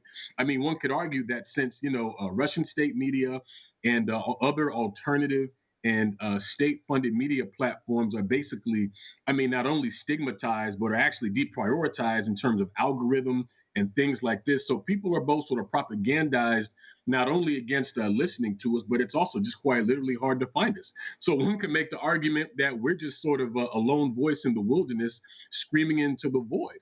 But I mean, the reason why we do these things, at least speaking for myself, I mean, these are necessary conversations for us to talk about what other platforms are, and to talk to people that other platforms refuse to, who have these very valid viewpoints. You know what I mean? And so, I noticed that a word you used a couple of times there, Shane, is, you use that word quick. You know what I mean, in terms of change. And I mean, I would argue that even if we talk about the legislative victories that we saw under the civil rights movement weren't quick. This was something that happened not only after a period of years, but there was a lot of bloodshed. People died, people were lynched, people were tortured, and all these sorts of things. And I think, I don't even think we shouldn't look at either the civil rights movement or the Black Lives Matter movement in a vacuum. These things aren't separate. When you talk about the civil rights movement, the movement for Black lives, the Black Power movement, you're talking about the continuum of a centuries-long Black liberation struggle that Black people in this country have been engaged in from the moment they landed on these shores, and then sometimes before they landed on these shores. We talk about the uprisings like on the ship Amistad and things like that. And so, one could say that if we're still here in the 21st century, fighting against white supremacy on a number of levels, I mean, one could say that they could ask the question, well, did the civil rights movement, quote unquote, work? And I think what we're really looking at is the lengths that the state is willing to go to try to crush these movements or to bleed away their most effective aspects one way or the other. And just to be clear, I think your point is it's a long struggle. It's an unbroken chain of struggle. And the civil rights movement was not quick. That wasn't quick by any stretch of the imagination. No, not at all. You're talking about like Rosa Parks. You're talking about them waiting for the best opportunity. All that stuff. That stuff took decades for them to get to the point. It was, even though it looked like, oh, that seems immediate. It took decades. It took decades. Like you said, of struggle, of bloodshed, of King being beaten. There's this great scene by Cornel West, I believe, where he's talking about King being dragged into prison by cops. And keep in mind, he's in hostile territory. This is not, 2020. This is in the 60s, where these guys clearly hated his guts and wanted his life to basically end. And they were sicking dogs on him, hitting him, beating him. And he comes out and basically said, this is what I must do for my people to be free. Basically, this is the consequence. This is what I'm willing to pay in order for that thing to take place in a larger world. There's always a lift. And in this very specific case, I think your point is it's an unbroken chain of struggle. It's never quick. You guys are listening to Fault Lines with Thomas and Stranahan. We're going to be back with Sean Blackman, host of By Any Means Necessary on Radio Sputnik. Back in a moment.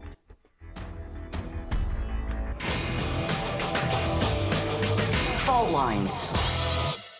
We are above all the latest developments, and we don't take any sides. Radio Sputnik, telling the untold.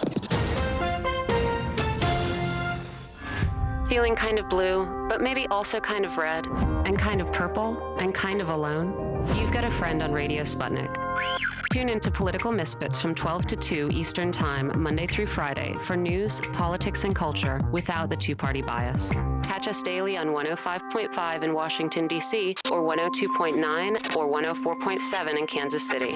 Or find us on Twitter, Facebook, YouTube, Spotify, or wherever you get your news.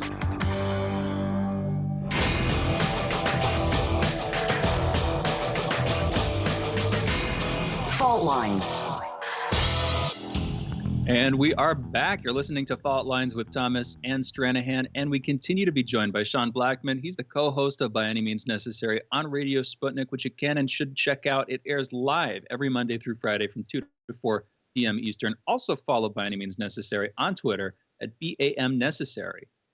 Over on Twitter, we're having an interesting conversation about the legacy of not just the Black Lives Matter protest last summer, but also a variety of other protest movements and sort of the state of protests as a whole, the point, why people do them, what they're for, and what purpose they serve. That conversation. I want to come back specifically on the civil rights movement, because I would argue that it was fast. Started in the mid 50s, started in 1954 by most accounts, and then it really reached its peak in the mid to early 60s. Obviously, I'm telling you things you already know.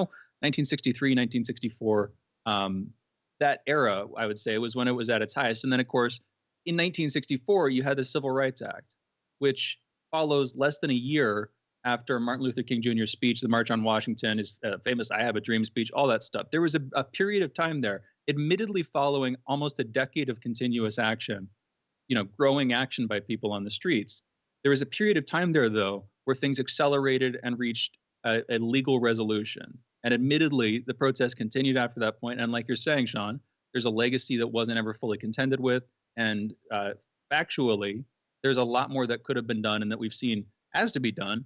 But I would still argue there was a process there that accelerated and reached an achievement.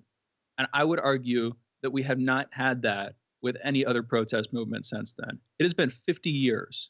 It has been more than 50 years, 55, 56, 57 years since that point, which I would just say is a piece of evidence that you can't have a protest movement that builds and builds and builds and accomplishes something. And enough is never enough. There's never a point where you're going to feel like your society is good or good enough. And I'm not saying that we should feel that way by any means. But what I am saying is it seemed like there was a longer-term strategic vision. There was a longer-term pursuit of something that actually managed to gain a solid achievement on the road there. And I don't mean to be overly cynical. I don't mean to say that that can't be done. I'm saying it seems like it's harder and harder to do. And I'm trying to figure out how we do that. We had a conversation. We had 2 callers in a row.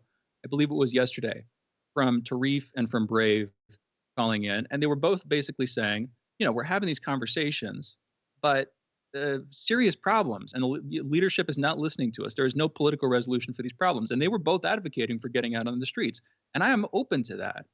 But it's, again, from what I was just saying, it seems like it's a harder row to hoe. And I don't know what the hell the breaking point is going to be. But Sean, hopefully you got some sanity. Please, what do you think?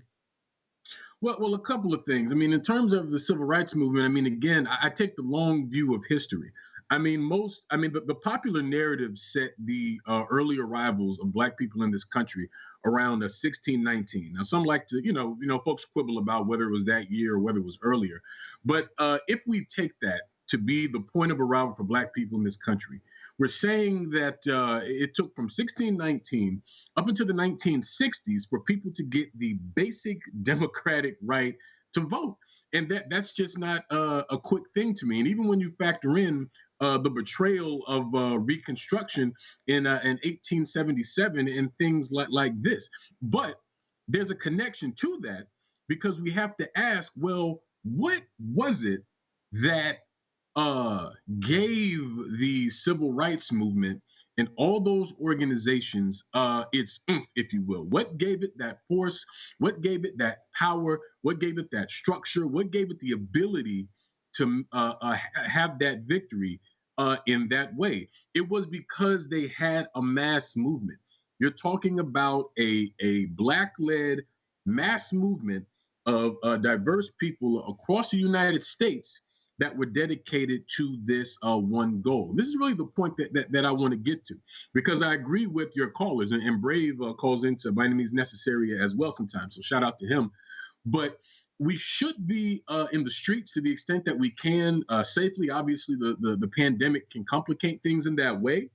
But ultimately, what is needed more so than just demonstrations and marches, though those are good and we should do it, is we have to really think about how do we build a mass movement with a program that critically addresses all of these problems? Because those callers were completely correct. The leadership has proven that they do not care about these different issues that are facing people on a constant basis. They made it clear that they're not willing to do anything about racist police terror. Joe Biden screamed on a bunch of black officials when they tried to raise that issue, and they just, sat there like a bunch of, well, I don't know if I can say it on the radio, but either way, I mean, they sat there and let this crusty white man scream at them with hardly a word said. I mean, all he needed was a bullwhip to get his point across even more. So not only that, Biden has already said that he would never pass a health care for all measure. We see just the foolishness that's happening with the minimum wage increase and how the Democrats campaigned on $2,000. And then they're like, psych, actually, we're only going to give you $1,400. And now they've narrowed the path to that, to where 17 million people in this country might not even get that. And so, I don't think it can be overstated. And I'm not trying to focus on Biden the individual. I'm sort of highlighting him because he's president, but he's representative of an entire class, an entire element of the political elite in the United States. When he told those donors that nothing would fundamentally change, what he was saying is that his loyalty will be to them. It will be to the wealthy. And we have a government that is of and for the wealthy. And so people got to understand that the ruling class in this country has a highly developed sense of class consciousness. And so the mass movement that has to be independent of the Democrats, that has to be independent of the mainstream political system here in this country, also has to develop that class consciousness. It has to have that same kind of mass character that the civil rights movement and Black Power movement did across all lines of division: race, gender, sexual orientation, religion, whatever and what have you.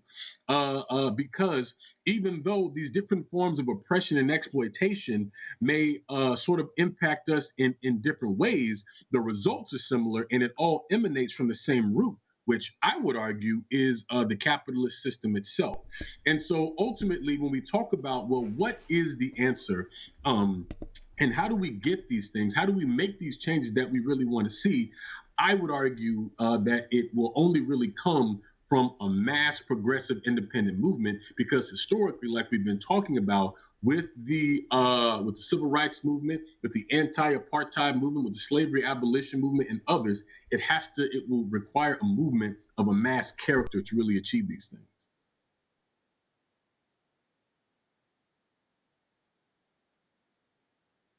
Hello? Hey, Yeah, Jamarl, right here. I'm here. I've been leading the conversation. No, I'm here. Yeah, I guess my point is the abolition movement took forever. The civil rights movement took decades. I have no expectation that this stuff happens quick, and I don't think anybody should have the expectation that this stuff happens quick. In fact, I would even make the point that the problem is more acute even than I think what Sean is putting it, even though I agree with Sean. It's environmental in many respects, meaning your environmental situation has to get to the point where a large or a significant mass of the population is alienated, and alienated to such an extent where they start to think about and try to form ways of political organization. It's in those moments where that voice of human rights movement or civil rights movement start to get a little bit more bang for the buck. But I think it's hard to do just kind of as a snap of a wrist and say, hey, let's go and do this. Sean, I guess the question is, I would have thought that 500,000 people dropping dead would have been enough for the masses of the public to realize they don't care about us. We need to start caring about ourselves. And honestly, I thought Black Lives Matter, the protests, were too diminutive. I mean, considering you had people all across the world that basically identified with those protests and started marching. You had Berlin, you had New Zealand, like all of these weird, all across the world places. And the only thing that they were asking for were basically policy regarding police brutality. And I kept making the point that it's too diminutive, especially going along this notion that poverty is the underlining or the underpinning issue of most of this. Meaning, if you deal with the poverty, the police brutality, some of the other things, even though you can't get rid of it, it lessens it dramatically, especially when you have neighborhoods that aren't falling apart, schools that aren't falling apart. These things are positives. So what do you think about that? Do you think it is environmental? Do you think it is more something that can be just organically created regardless of the situation? I mean, I think of it like the Yellow Vest movement in France. It takes an inciting incident. I just would have thought that the 500,000 dead would have been enough to incite it. What are your thoughts? We only have about a minute or two, but I'll let you finish your thoughts. Sure. Well, honestly, what I would say is that there's no shortcut to revolutionary consciousness. And what we're dealing with here, and what we talk about on By Any Means Necessary, and I'm sure you all do as well on Fault Lines, is the fact that we're in a moment where we're dealing with several converging crises that are all intertwined and related. But this organization that we say needs building, and this movement that we say needs building, it's not going to coalesce all by itself. It will only come about as the result of the deliberate efforts of organizers and activists who are dedicated to putting that movement together.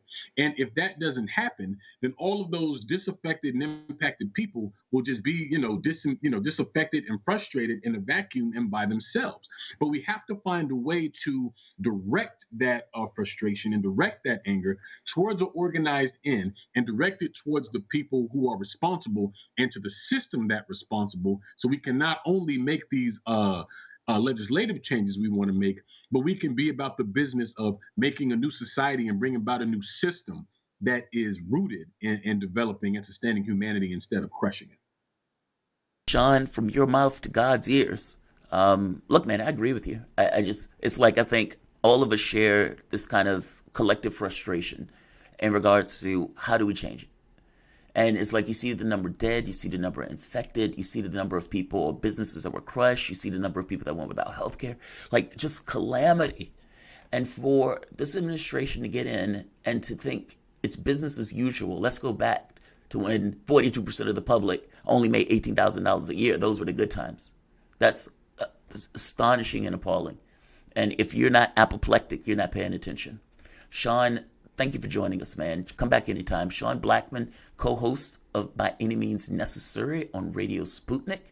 You guys are listening to Fault Lines with Thomas and Stranahan. We're going to have a call-in segment, so you guys can give us a call, 202-521-1320. That is 202-521-1320. Fault Lines, Thomas and Stranahan will be back in a moment.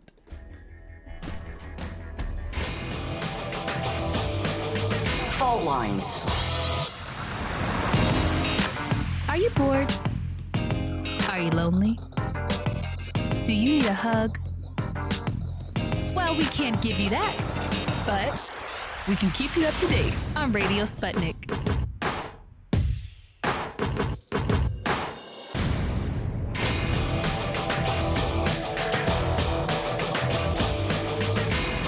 Fault Lines.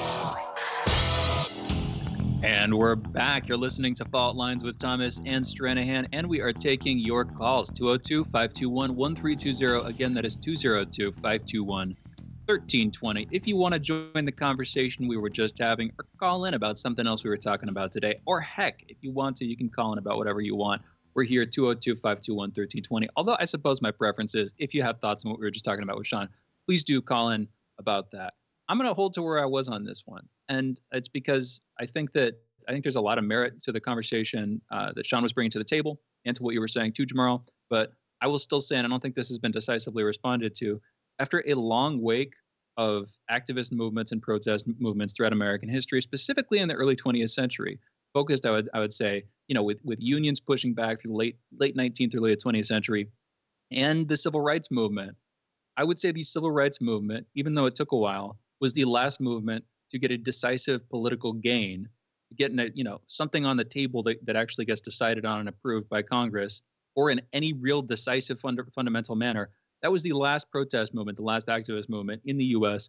to do that. And I would think, if I'm right, if I'm wrong, first of all, it's important because it means that activist movements are like a very viable way of getting things across, specifically protest, specifically out in the streets protest, not just the long undercurrent of community organizing efforts to teach people to create locally resilient networks, all that stuff. Those are good in my book. But specifically protest movements, mass protest movements. If I'm wrong, then it's significant because definitely we should double down on that tactic. But if I'm right, it seems much more significant to me, because what does that mean? What is that caused by? Shouldn't you know if trying to do that isn't going to get you what you want? Because if you keep doing the same thing and expecting the same result. Not only is that, according to Einstein, the definition of insanity, it's also a waste of your time and largely going to be demotivating if you've invested yourself into something for a lifetime practically and not managed to get all that much out of it. I don't know. We're taking calls 202-521-1320. We got 2 callers. Jamarl, quick thoughts before we move on? Yeah. Yeah, you were responded to directly multiple times. I mean, anybody can make the argument that I was never responded to. Sean responded to you and I responded to you. He made the point that from his standpoint, it's a continuum. And more important than its continuum, you admitted yourself that the civil rights movement took, 20 years, give or take? I mean, the abolition movement took 30? Max a decade. I said max a decade. And then if you, I don't agree with the max a decade stuff. I don't agree with that. That's your assessment. That's not mine. And this is kind of my point. That's what I said. The idea, okay, fair enough. Well, I'm saying I don't agree with that assessment. I'm saying that those things are never quick. Those things often take time, and those things are often environmental, meaning it takes something to inspire that thing. You can't just start and say, I'm going to start a revolution standing here. And I don't think it works that way. I think it does take time. And more importantly than take time, I mean, what about the EPA? I mean, Nixon created the EPA with pressure coming from Ralph Nader Raiders, or whatever they were calling them. That is a protest. It may not necessarily be the formal protests in the way that, people are standing out in the streets and knocking on doors. But Nixon in the 70s did pass the EPA as a result of public pressure. And as Sean made the point to you, that's still 50 years back. That's an example 50 years back. I know, but that's beyond the civil rights movement. I know, but you made the point about the civil rights movement, which was in the 60s, and I'm making the point that said that was in the 70s. Okay, but the deeper point that I'm making is that it's been 50 years since they've managed to accomplish much. So the fact that the example that you're going to is 50 plus years ago, about 50 years ago at this point, actually helps my case. No, it doesn't. I'm just making the point that you were factually wrong. On top of being factually wrong, the argument that these things are quick, I'm saying, is ludicrous. What movement do you know that had significant change in regards to its impact on the government that was immediate or that was fast? I'm unaware of any of those, with the exception of something falling apart. The civil rights movement. No, Shane, I get that, but that wasn't quick. You can say that has origins centuries old, and that the long stance of Black Americans trying to assert themselves as legal, equals in the context of the American state is centuries old, for sure. You can make that argument, but the civil rights movement as a movement started in approximately 1954. With that name, with its leadership, with the specific intent that it had. And within a decade, it had managed to achieve its goals. Now, the last time I saw that kind of thing happening was in the 60s, 50 plus years ago. And I would argue, at the same time as you have long-run wage stagnation from approximately 1972 to this point, you have also had long-run political stagnation. Right. Now, do you disagree with me on that? No, I don't disagree with you on that part. I think there's something worth looking into there. No, I don't.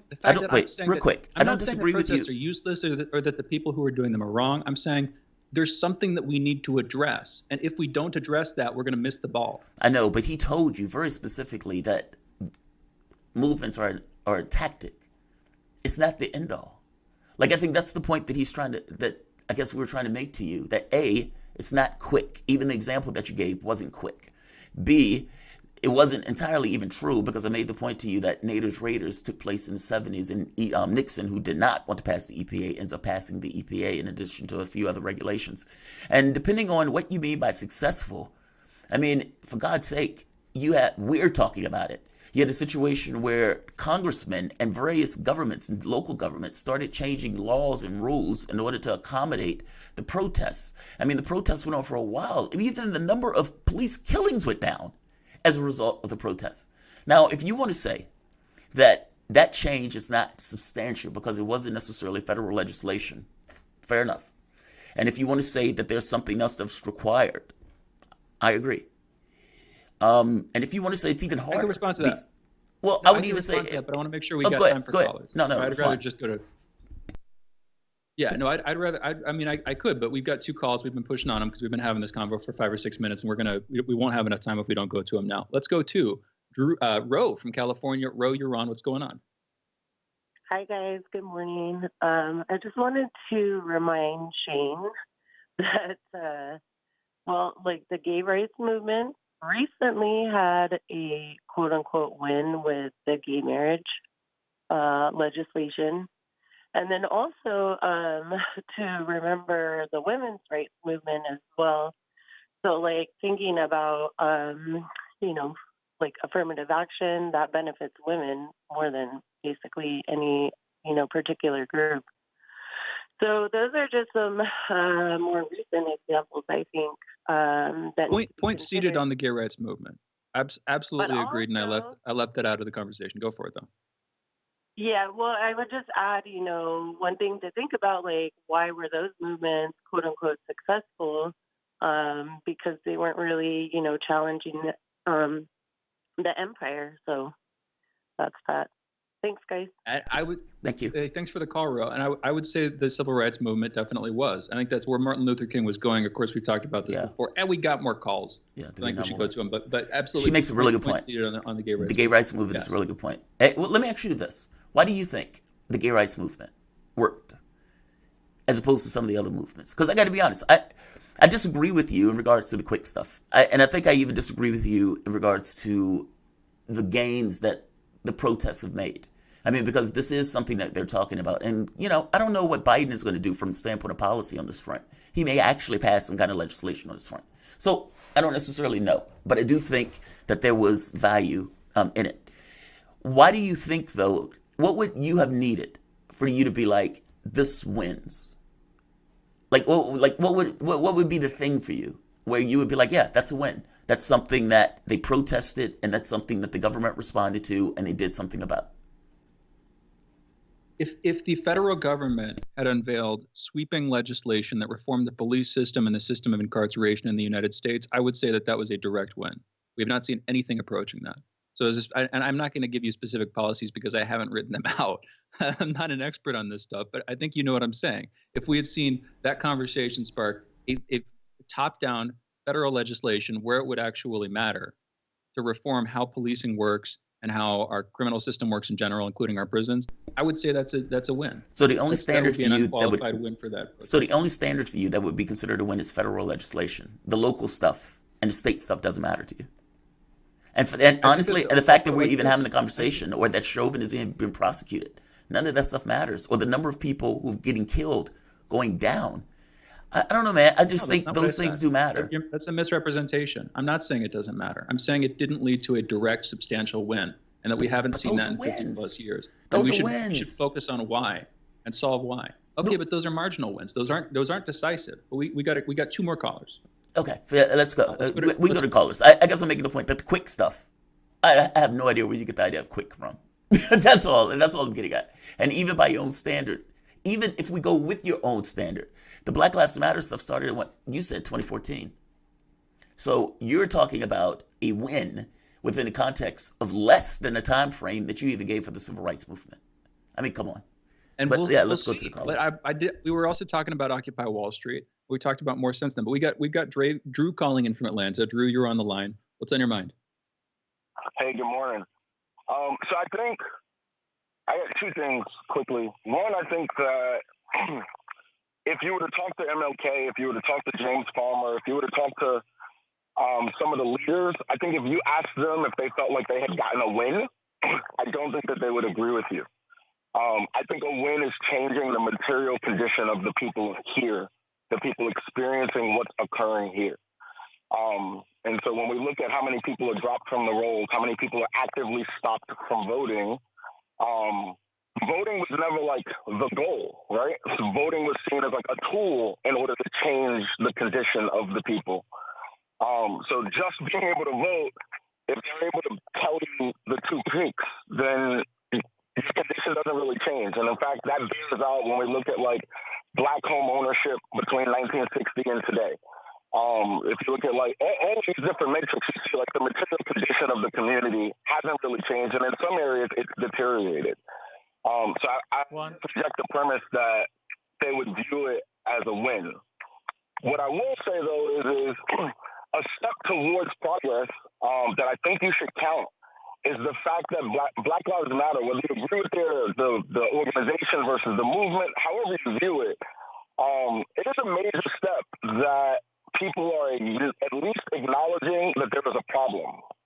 And I that connects to like the Emmett Till story, right? Like where his mother goes, "No, the world needs to see what they did to my baby," right? And so Black Lives Matter has effectively functioned like Emmett Till's mom, right? Where now even suburban white Americans don't deny that Derek Chauvin was murdered, right? Like now we don't look at Eric. Drew, man, we've got about 20 seconds left, so I'm going to have to close it out here because we got to close the hour. Thanks for the call. And Brave, I'm sorry we did not get to you. Please call back in at the end of the show. This keeps happening, and you heard he even got a shout out from Sean. Anyway, we'll be back in a minute with headlines, folks. You're listening to Fault Lines with Thomas and Stranahan. Be right back.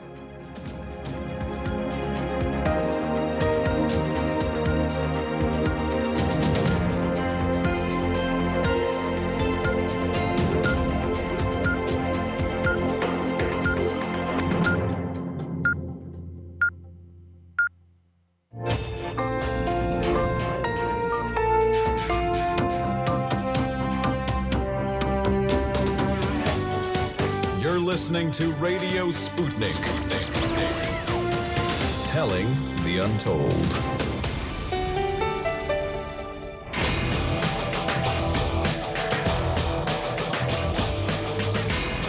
Fault Lines. Live from across the divided states of America, it is time now for the last hour this morning of the most disruptive show, very clearly, in American and global politics, covering news, events, politics, and more. In the independent corner, I am your political analyst, Shane Stranahan. And in the left corner, I am the indefatigable, the ever vigilant, the last man on the wall, your political analyst, Jamarl Thomas. And together we are Fault Lines with Thomas and Stranahan. All right. I hope everybody's morning continues to go well. Again, great show so far. If anything, it's only getting better. Let's get to the headlines, though. First up, in COVID news, at least 815 new coronavirus deaths yesterday. Also, 98,513 new cases reported in the United States. Over the past week, there has been an average of 64,722 cases per day. That is a decrease of 3% from the average 2 weeks earlier. We've seen weeks of double-digit decreases. That's a triple alliteration rate there, always good. And yet that is slowed. First single-digit decrease I've seen in a little while. And as of this morning, more than 29,132,600 people in the United States have been infected with the coronavirus in total, while over 525,000 have died from it here. The U.S. Centers for Disease Control and Prevention has announced that fully vaccinated Americans can visit with other vaccinated people and some unvaccinated people. People are considered protected 2 weeks after they take their final dose of their vaccine, the CDC said.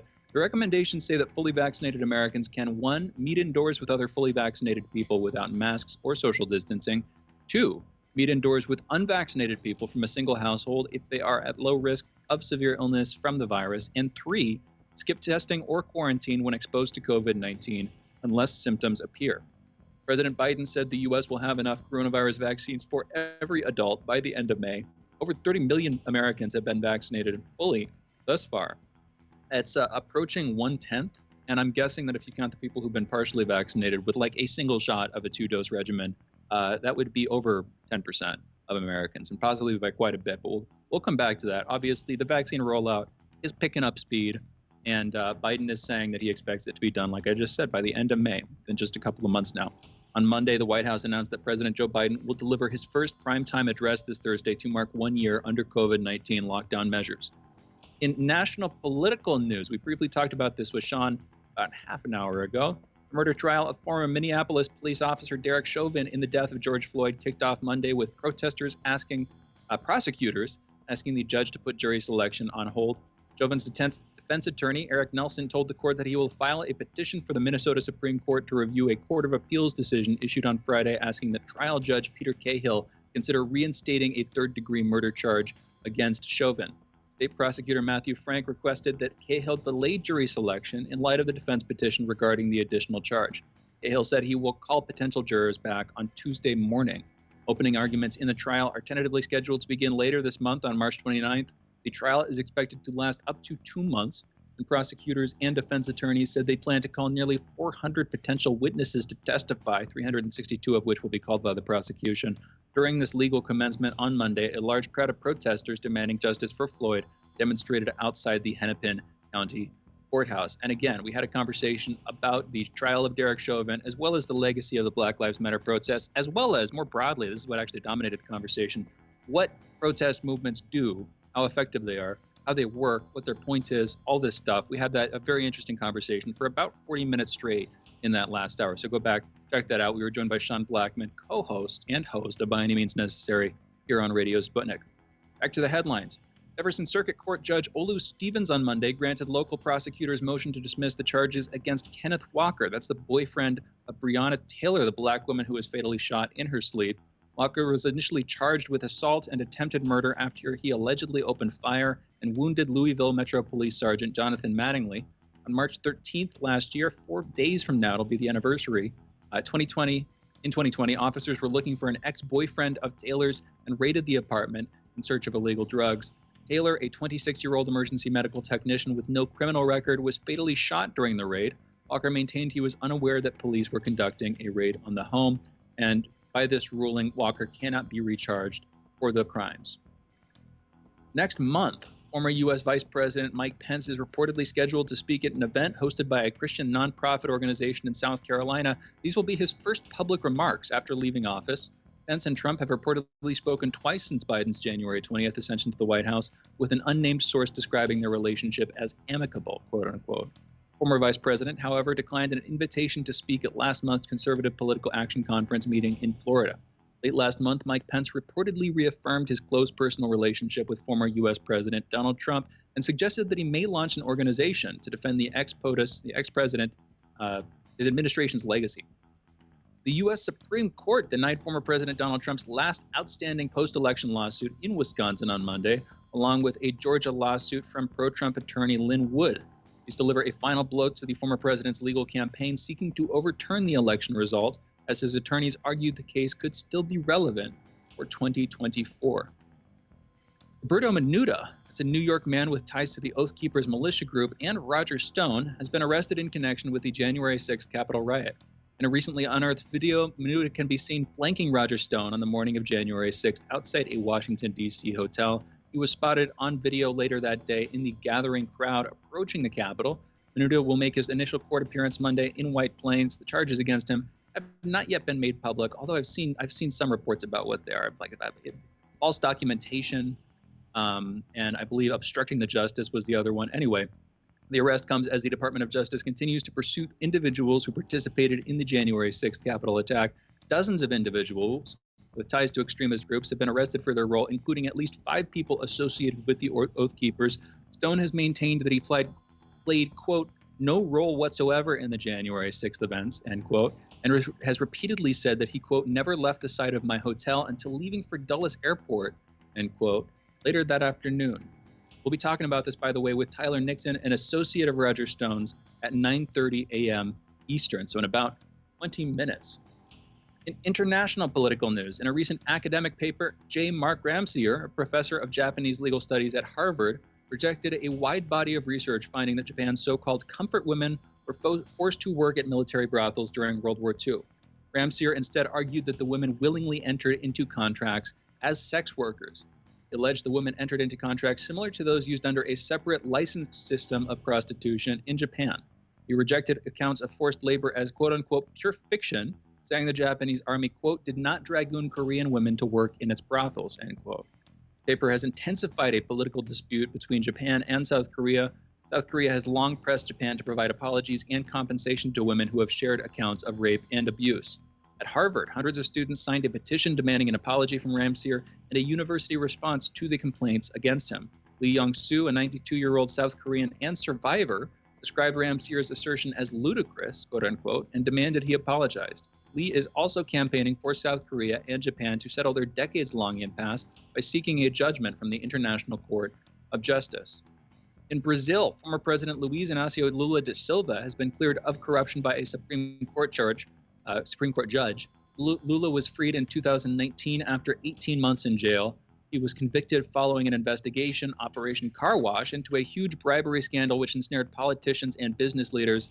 Supreme Court Justice Edson Fachin annulled Lula's conviction, stating that a court in the southern city of Curitiba did not have the right to try the 4 cases.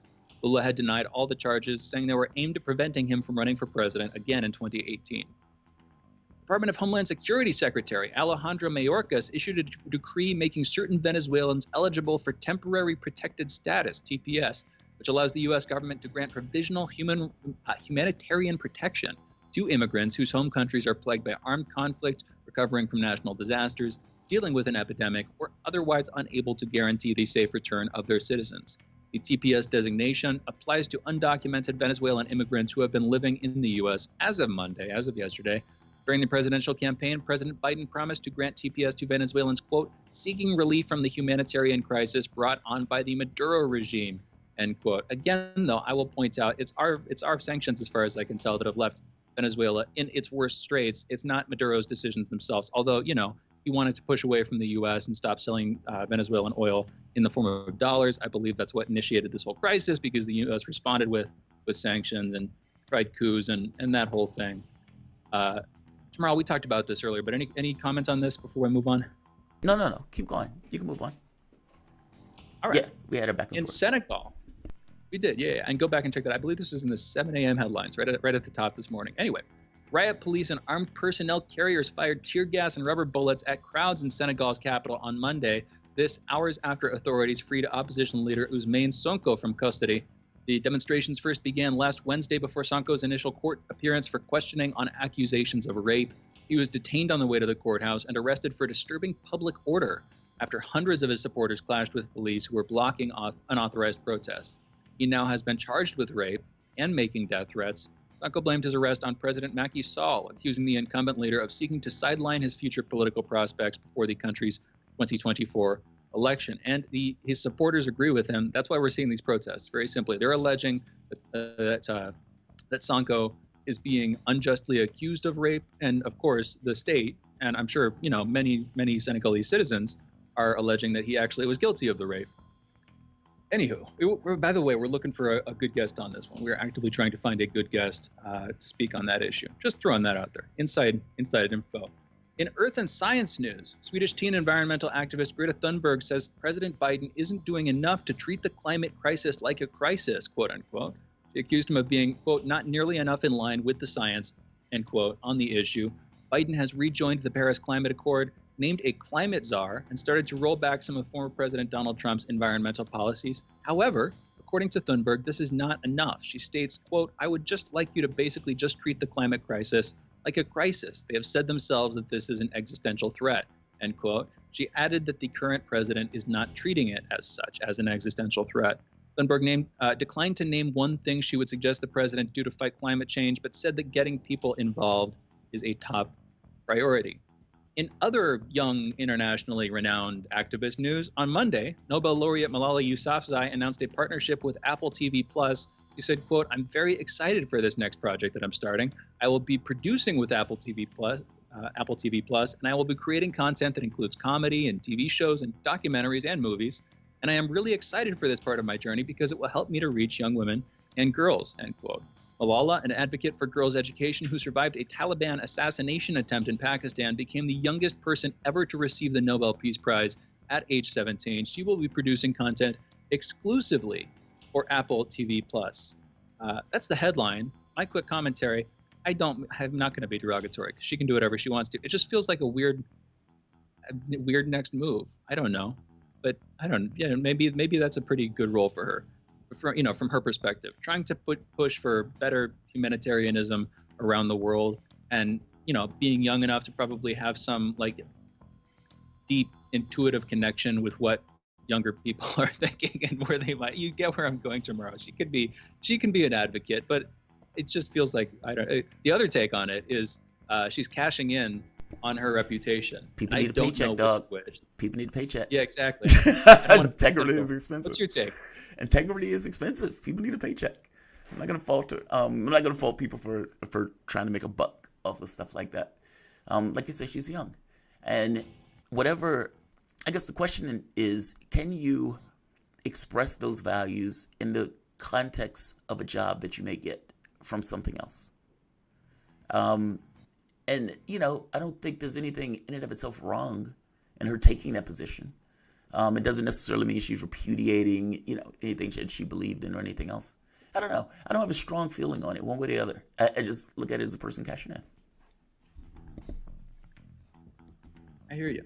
that feels cynical to me. I mean, because anyway, we've got to close this out. She could have very good reason. She could have like a deeper thought out process. And she could ultimately be right that by working with a, prominent media technology company with shows that they produce and stuff, she will be able to have a pretty critical impact on the public conversation, public consciousness, quote unquote. Anyway, we got to close this out. Those are headlines. You're listening to Fault Lines with Thomas and Stranahan, and we're going into a break. On the other side, we'll be back with John Logan, first-time guest on this show, talking about Amazon's war against unionization. Again, you're listening to Fault Lines. See you in just a minute.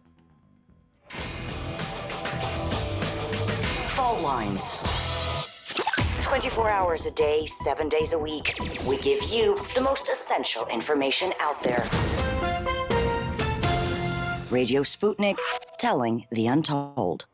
We are talking 24 hours a day, 7 days a week. You are listening. We give you the most essential out of the endless information space. Radio Sputnik, telling the untold.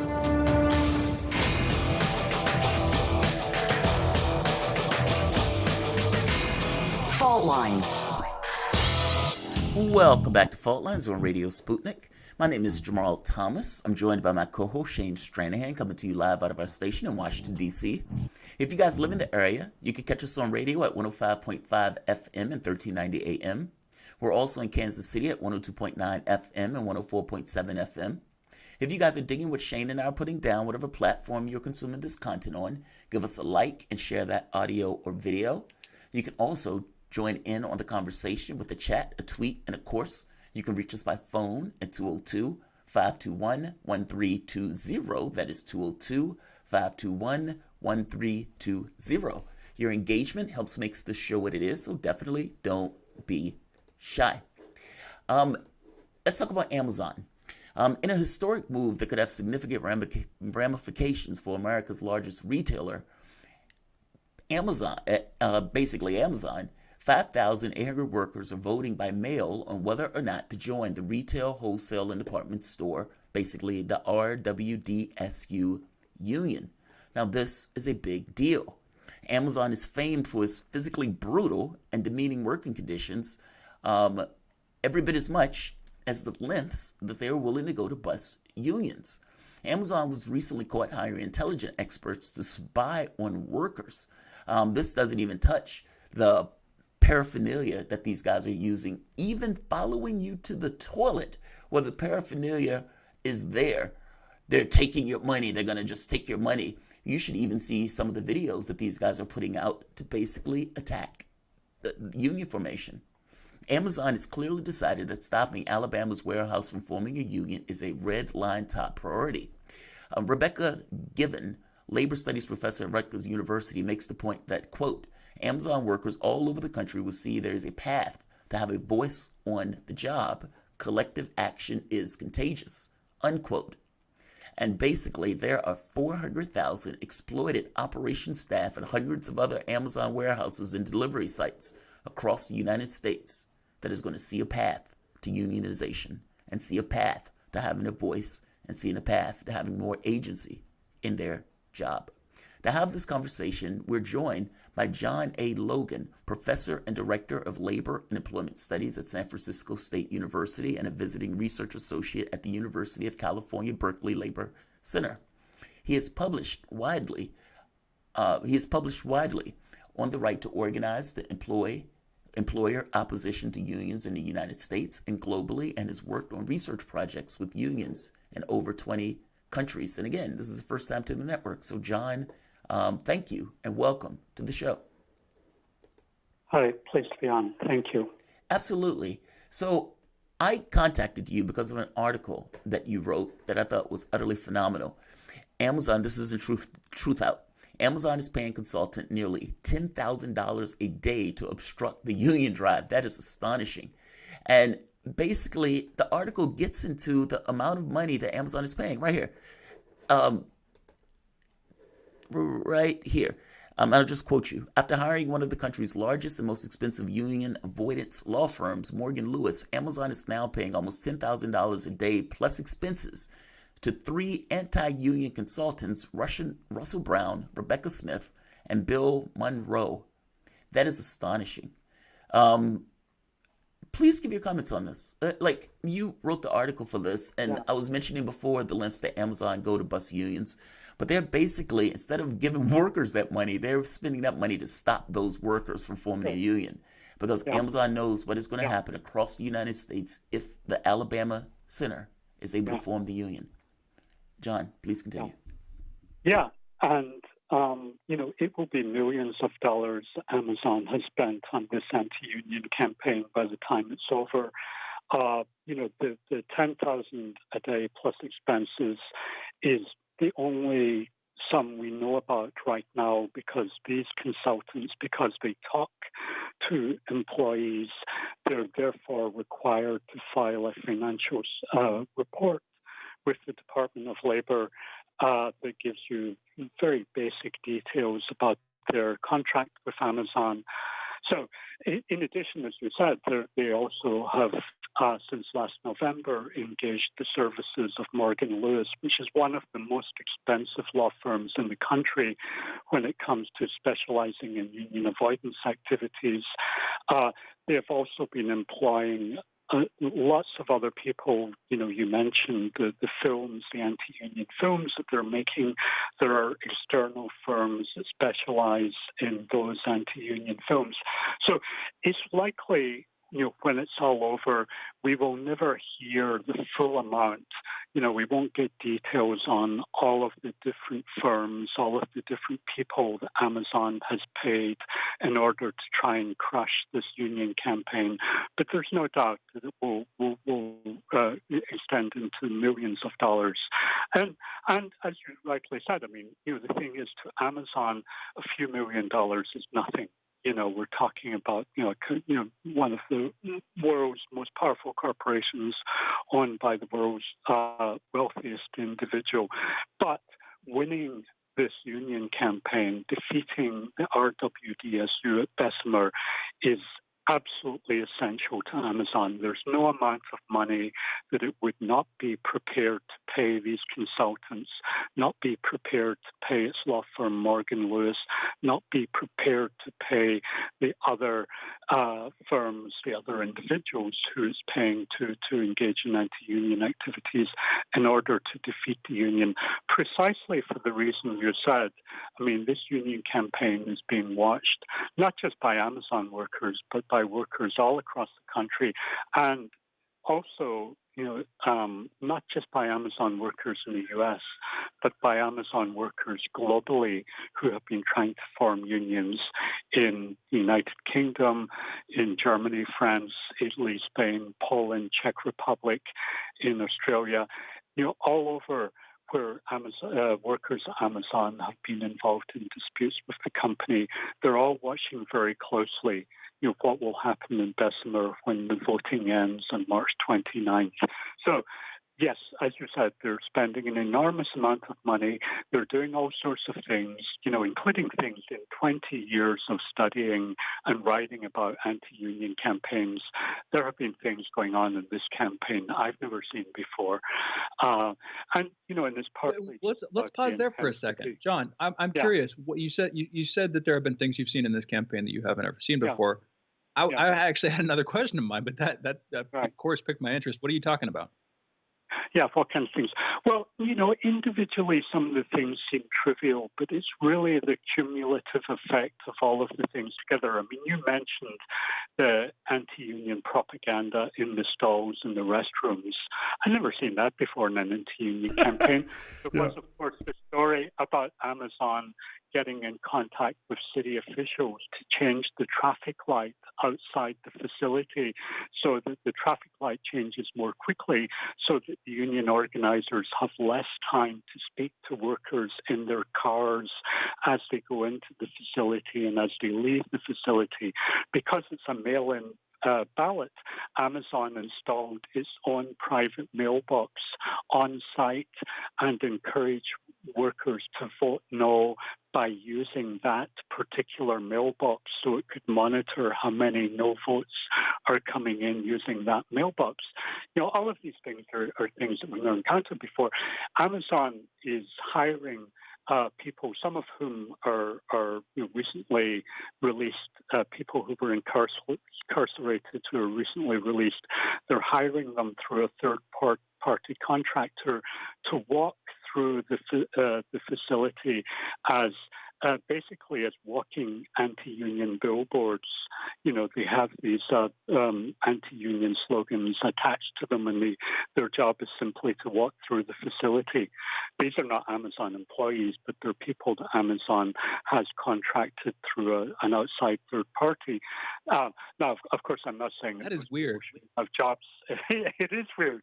I mean, I'm absolutely in favor of former incarcerated people having full access to employment opportunities, and unions are generally a very good and important way that you receive those opportunities. But it's totally weird.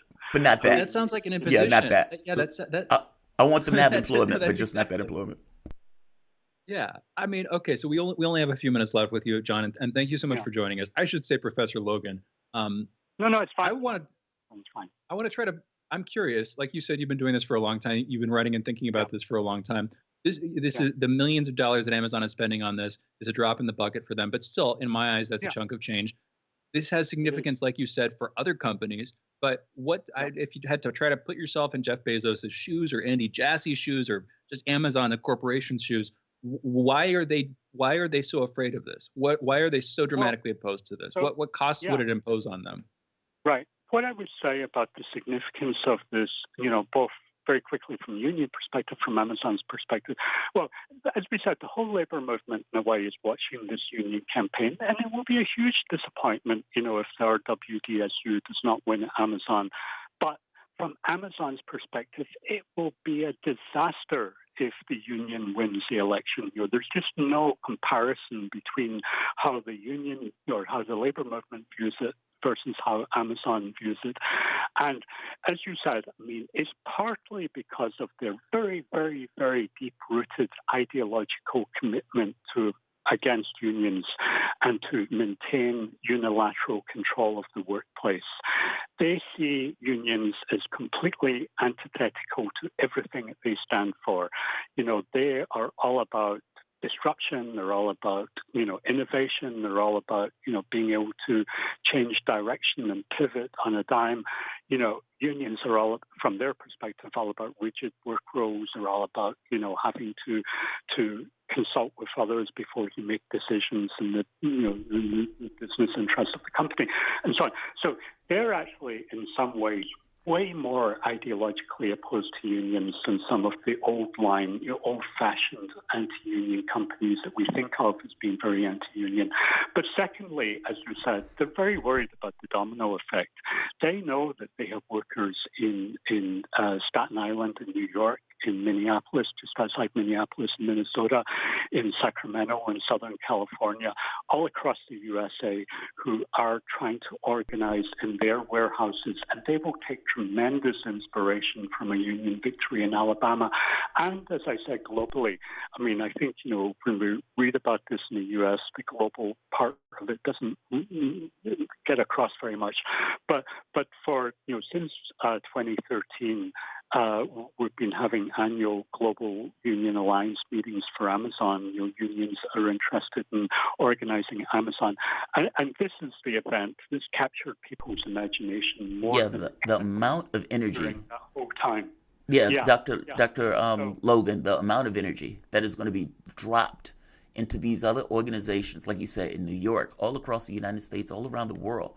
If these guys are able to take the brunt of what Amazon is doing to try to stop that union formation and still is able to form it. And, we need to be very clear.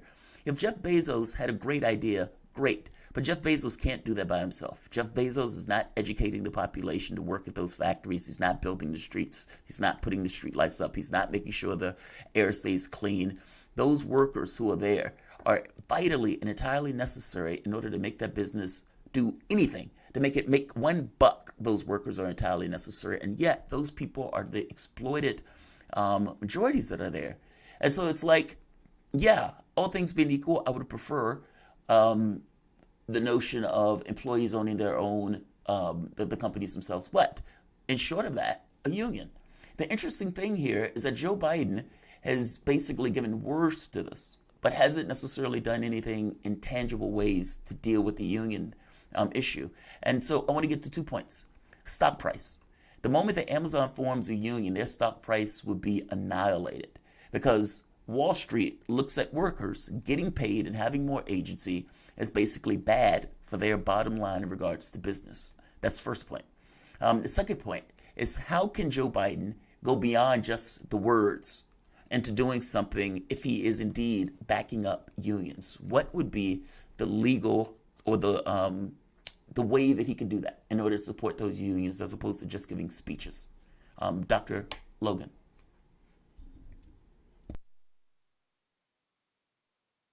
Dr. Logan, are you still here? Oh, there you are. Hear me? Yeah, I can hear you now. Please continue. Okay. Sorry. Yeah. Just saying the financial analysts were talking about the potential labor troubles on Amazon's horizon as, a threat to the company. But of course, as you say, it's kind of ridiculous in the sense that, from the union's perspective, this is not anti-Amazon. This is about making the company better and making it better for the workers, So this is, particularly a kind of unique U.S. thing that we view, unionization as a failure on the part of management and a failure on the part of the company, where, we should view it as a positive thing, that they now are likely to have a happier, more committed, more productive workforce, enjoying better conditions, more job security, more secure benefits, and so on. But, that's the first point. Second point, what can Biden do? As you said, he made a very clear statement. He didn't mention Amazon by name, but he mentioned Alabama, and it was very clear, what he had in mind when he called out employer intimidation, very clearly talked about some of the tactics, said that should not go on. And, we have to welcome that. We have to celebrate it because really no U.S. president, sitting U.S. president in history probably has gone that far before in terms of, offering a very clear and unambiguous statement in support of unionization, referring to a specific ongoing labor dispute. But, as you said, you got to follow up with actions.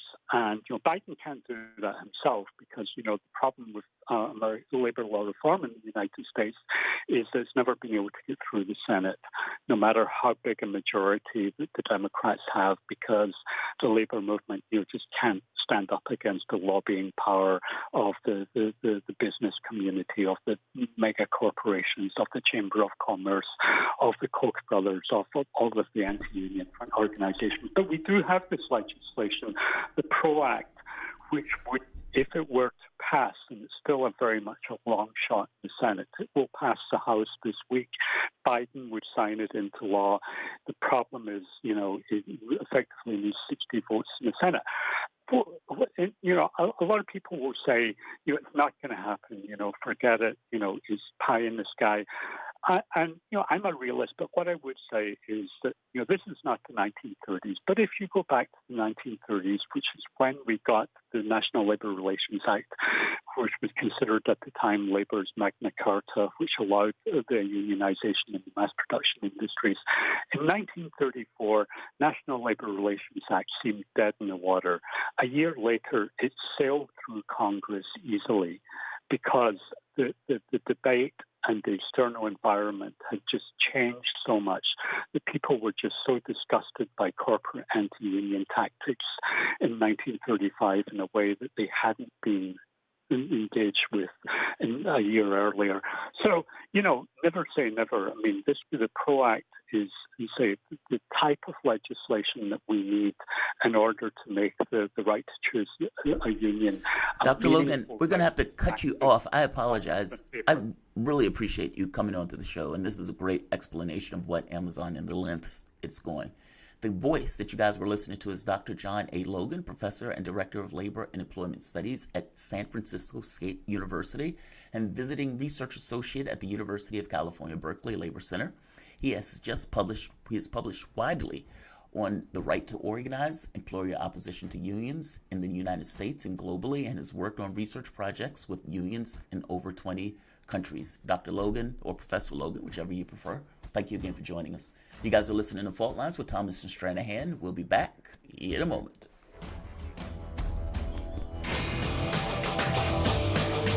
Fault lines. Tough questions are the most powerful weapon we have. As long as you have questions, we'll keep asking.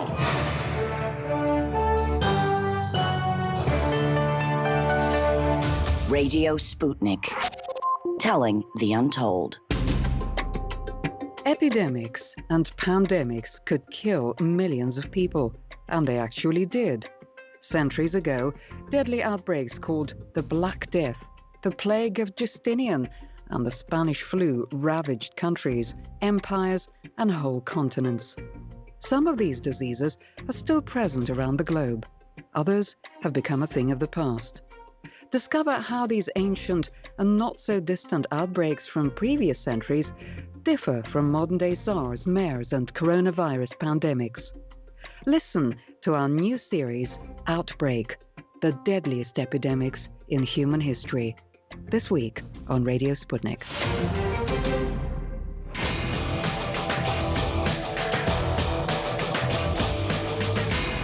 Fault lines. And we're back. You're listening to Fault Lines with Thomas and Stranahan, and we're joined by Tyler Nixon. He's an Army infantry veteran, counselor at law, constitutionalist, writer, technologist, critical historian, and extremist in the defense of liberty.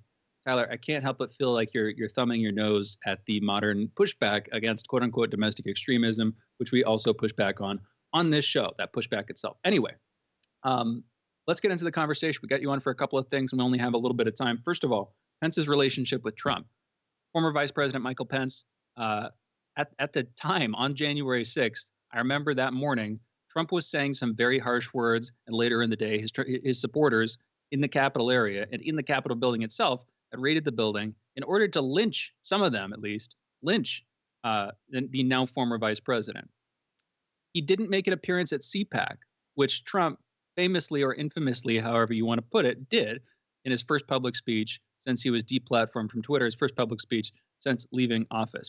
Pence didn't want to appear. And yet it seems now Pence is seeking reconciliation. He's trying to support Trump, and he's living off of, and trying to, give a solid bulwark to the administration that he was a part of. This strikes me as a confusing state of affairs, to say the least. But what's your take? Tyler, thank you for joining us. What do you think of their relationship? Sure. First, well, thanks for having me on, guys, and it's great to be on with you. This is one of the smartest shows around today. And first of all, the only lynching that I've ever heard spoken of was the leftist subversives talking about lynching Trump, lynching Pence, lynching anybody associated with Trump. That being said, look, Mike Pence has never been a staunch. I mean, let's put it this way: he's done workmanlike duty as vice president to Trump, but he's never been a staunch defender. He's never stepped. I mean, you never heard him speak a word about the just horrendous Russian collusion hoax that was run against the president and his allies and the country, frankly, for upwards of 3 years. I recall when Nancy Pelosi and Schumer were in the Oval Office and were literally bickering back and forth with Trump. Pence sat there in the chair like a statue, didn't say a word, didn't speak up. I think Pence is always had one foot firmly in the Republican establishment. These sort of, the folks that would be more comfortable with a Mitt Romney and the same ilk that have, basically run the party into, in my opinion, just a sort of Democrat light version, or the uniparty sort of system. Basically sell us out to the DC masterminds. Now, that being said, look, I think Trump on the other hand, Pence did do a great job in the campaign last year. I think he killed in the debate. I think when it comes down to the substance, he's spot on. He's always been very right on message. He's just never been, a strong advocate for pushing back against what the president's really been up against and what the administration was really up against. So, it's great. It's great that he substantively was on message in terms of what they wanted to do policy wise. But, the real battle was against this campaign of calumny that was run from every single possible direction against Trump. And look, I think that essentially when he raised not a peep about the mass election fraud and the systematic vote theft and subversion that went on, he sealed his fate with the base. And I just don't see, if Trump should decide to run again in 2024, that I don't see Pence. I think he would be a liability to the ticket, and they might have a decent personal relationship. I think they're both politicians, and they know better, and they certainly went through 4 years together, ran together. I don't see that being blown away by the the nonsense that went on last month, or in January. But that being said, I think if Trump does choose to jump into the fray, it's going to be with someone new, and I think obviously Ron DeSantis would be the odds-on favorite. Yeah, I think I agree with. It's funny. I think I disagree with all of that, but not in the way that it sounds. So clearly, the election fraud stuff, I don't buy. I don't buy that. Hugo Chavez was raised from the grave in order to help Joe Biden win the race. But on the other stuff, look, I agree with you with the Pence stuff. I think Pence had both feet firmly in the Republican Party. I don't think it was one foot. That's my disagreement on that. I don't think Pence was in Trump's corner at all from the standpoint of ideology, or even in the standpoint of belief in either the election was stolen or the Russia stuff. I think Pence was just a man who stood there, and he would back Trump up if he needed to, but otherwise he was just quiet. And the best defense that Pence could make is just, I'm here. I think that was Pence. I think Pence was just like McConnell, just like some of the other Republicans that were forced based on Trump's gravity to back Trump, not because they necessarily backed Trump, if that makes sense.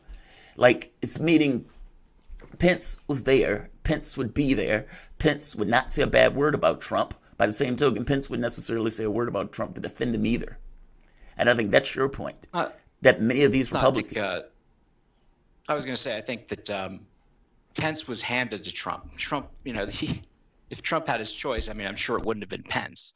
But just like all the other people who were handed to Trump, from the establishment, Pence was one of them. And I think Pence was someone who was able to ensure that Trump wouldn't have massive opposition within the party when he ran in 2016. Exactly. Because, they did that with Obama and Biden.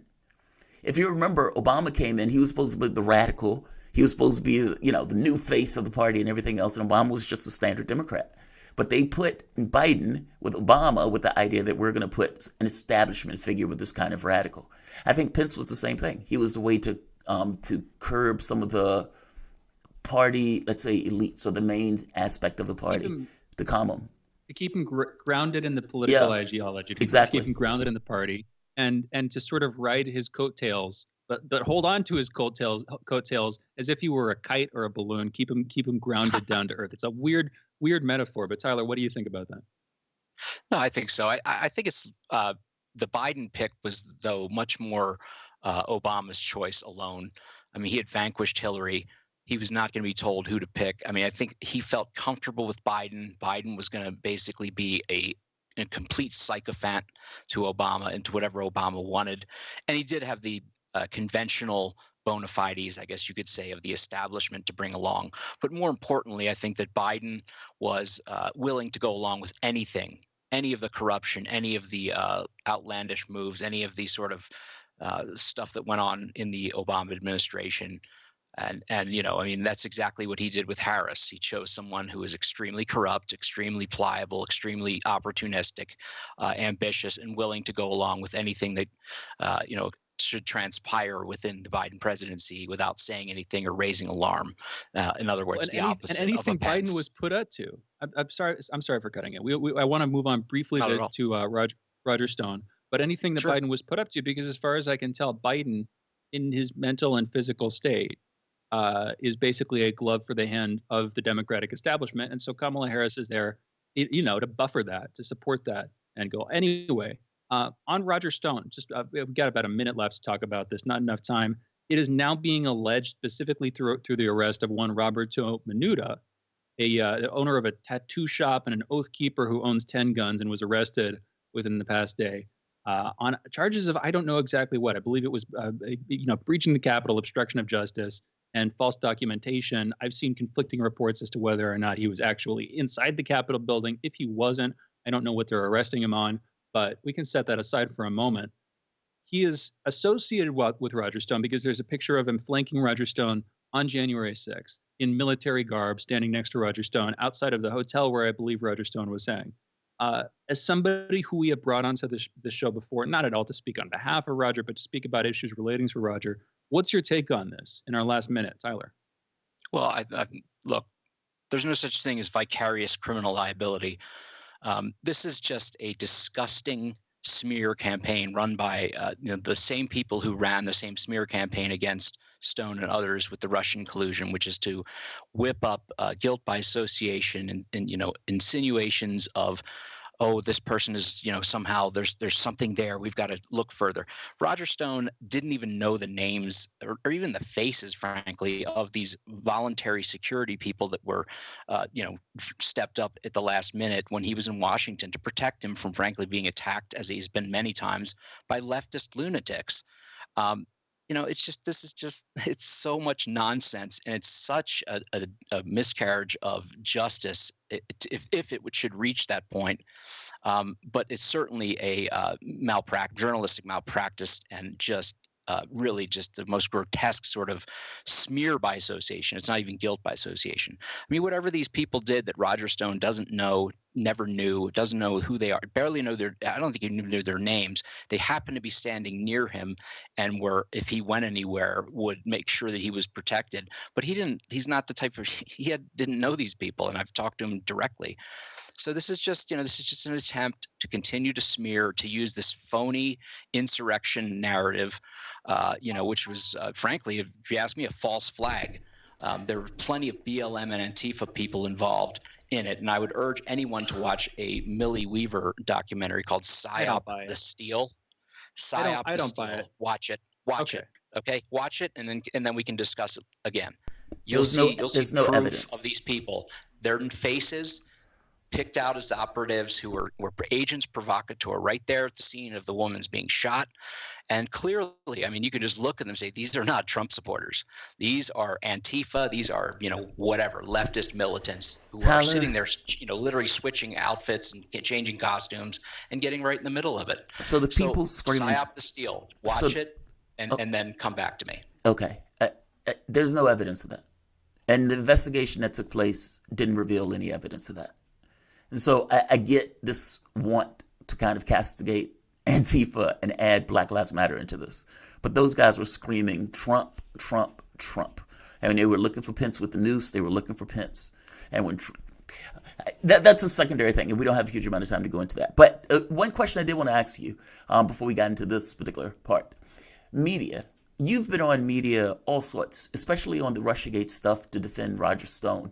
The Russiagate stuff was nonsense. And we hit back against that. Even before I started on this network, I was pointing out that this was nonsense. This was something that the Democratic Party was basically using to cover the fact that Hillary Clinton lost and that basically that they cheated Sanders. It was used as a cudgel and it was used as a weapon. And they basically used the racism or I don't know what you call it, the xenophobia, the previous Cold War residual to hit Trump with that. When you were on media and you were having those conversations, were they lying or were they in on it? Does it make sense? Like when I'm watching media, I often think to myself, are these guys lying or do they really believe this? When you were having these conversations and these fights on the Russiagate stuff, did you get the sense that they believed it? Or did you get the sense that they were doing that entirely for the politics of it? What was your thoughts? I'm just curious. Oh, I don't think they believed it for a second. I think it was completely just, this is what we have. This is what we're going with. This is the narrative. And who cares who gets ground up and who cares what the truth is? I mean, I'm sorry, but objectively, no one, you have to be naive to think that planning an insurrection at the Capitol would do anything but play right into exactly the narrative and the complete, campaign of calumny that the Democrats have run for the last 3 months or whatever, 2 months. Actually, I was mostly talking about the Russiagate stuff. Yeah, I'm talking about the Russiagate stuff. He was talking about the Russiagate. Okay, I'm sorry. Well, same thing. I mean, this is again, these were staged events. Roger Stone even had an FBI informant who claimed to be a Russian or whatever the case.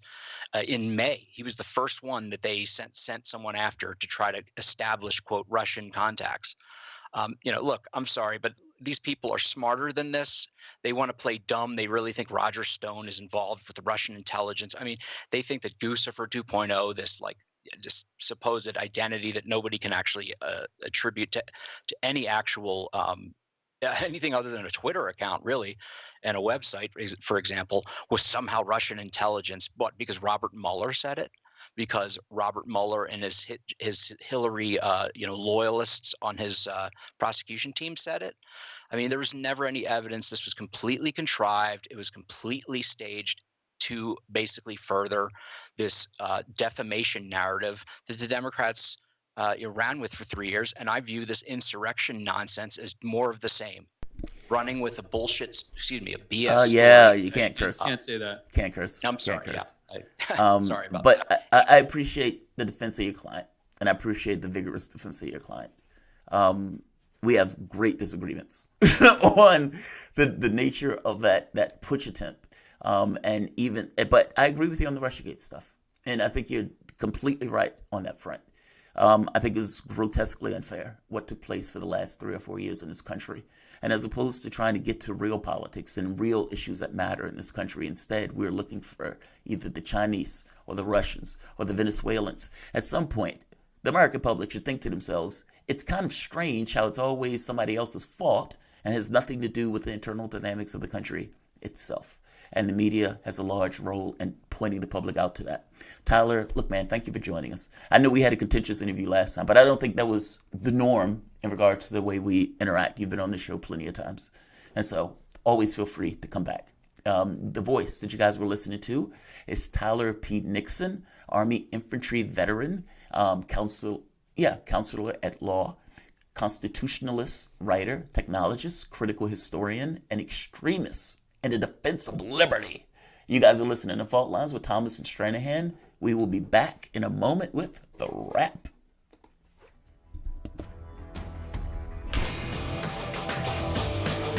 Fault Lines. Want to know how international issues fit into local ones and how local issues fit into international ones with the historical context to tie them together? Well, we're bringing it to you all by any means necessary. Tune in weekdays from 2 to 4 p.m. Eastern Standard Time to hear me, Jackie Lukman, alongside my co-host, Sean Blackman. By any means necessary, your guide to connecting the social, political, and economic movements shaping the world around us.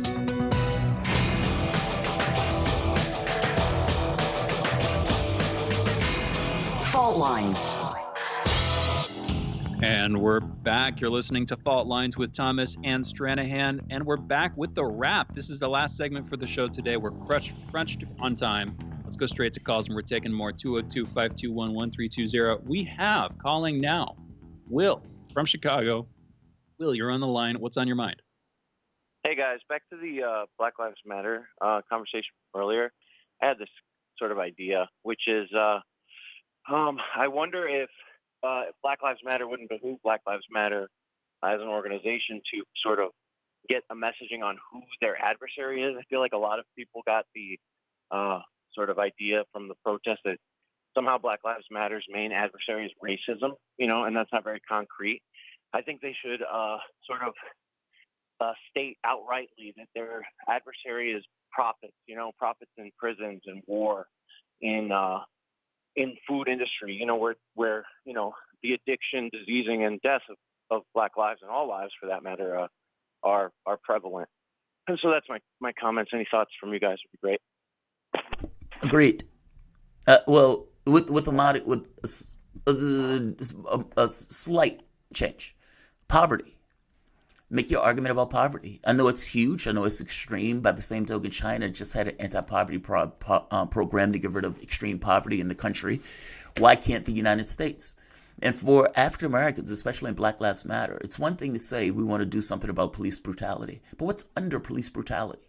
Like, why did Floyd do $20 check at a store? Nobody is putting in a camouflage check or dodgy check if you have money in the bank.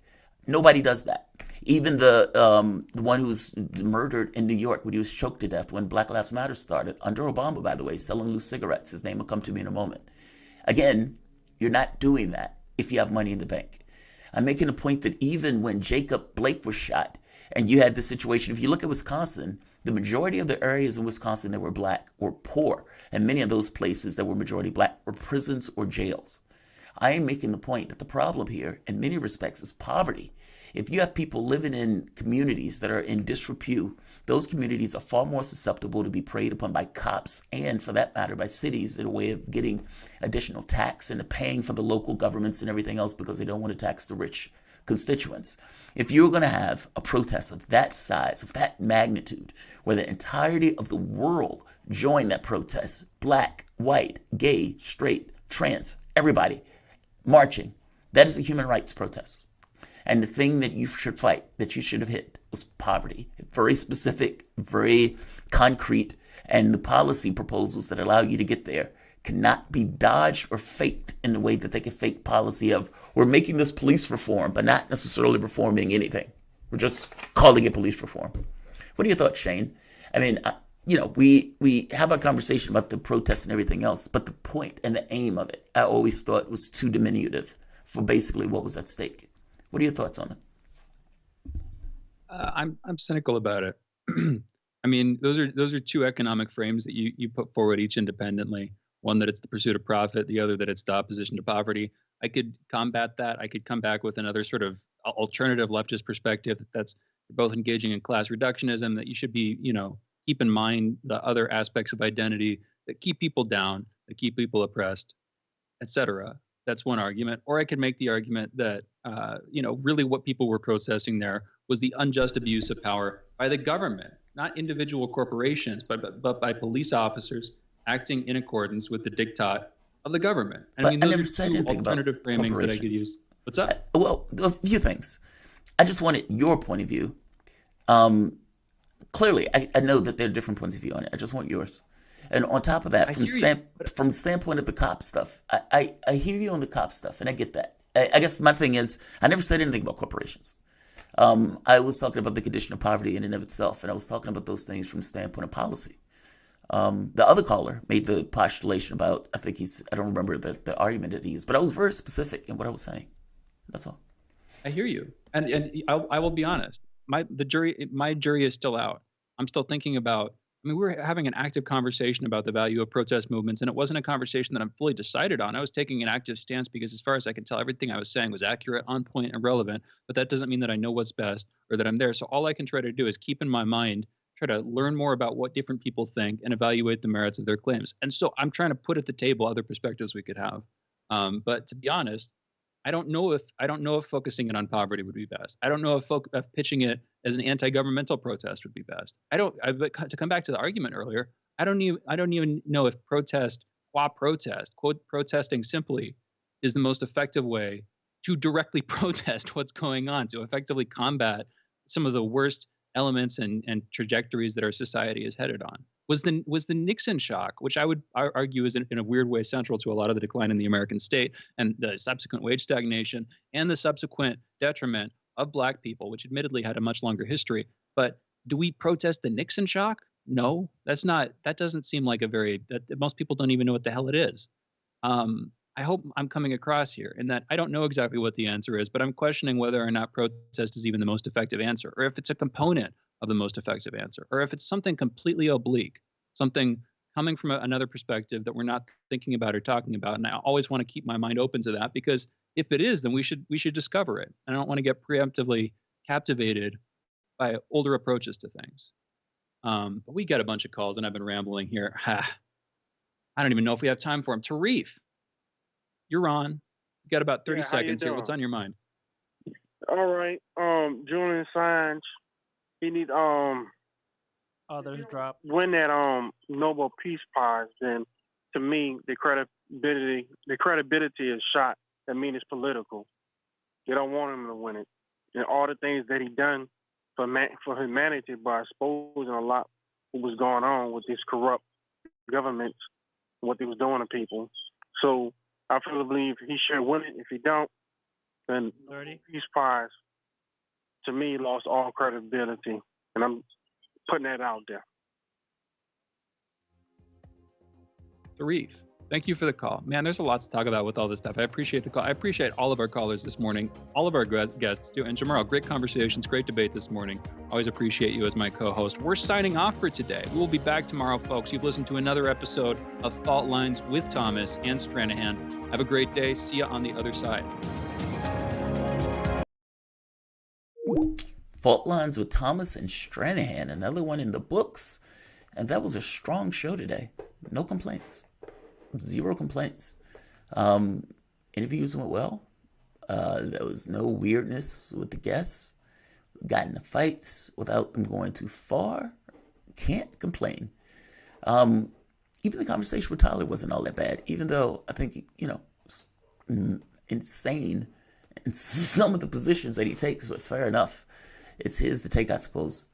Look, I'm going to say like, I'm going to say share, I'm going to say subscribe, I'm going to say make sure you subscribe, because they have a tendency of kicking people off of the subscription thing. But you guys will see me in a few. Thanks all. I'll see you guys in a little bit this evening.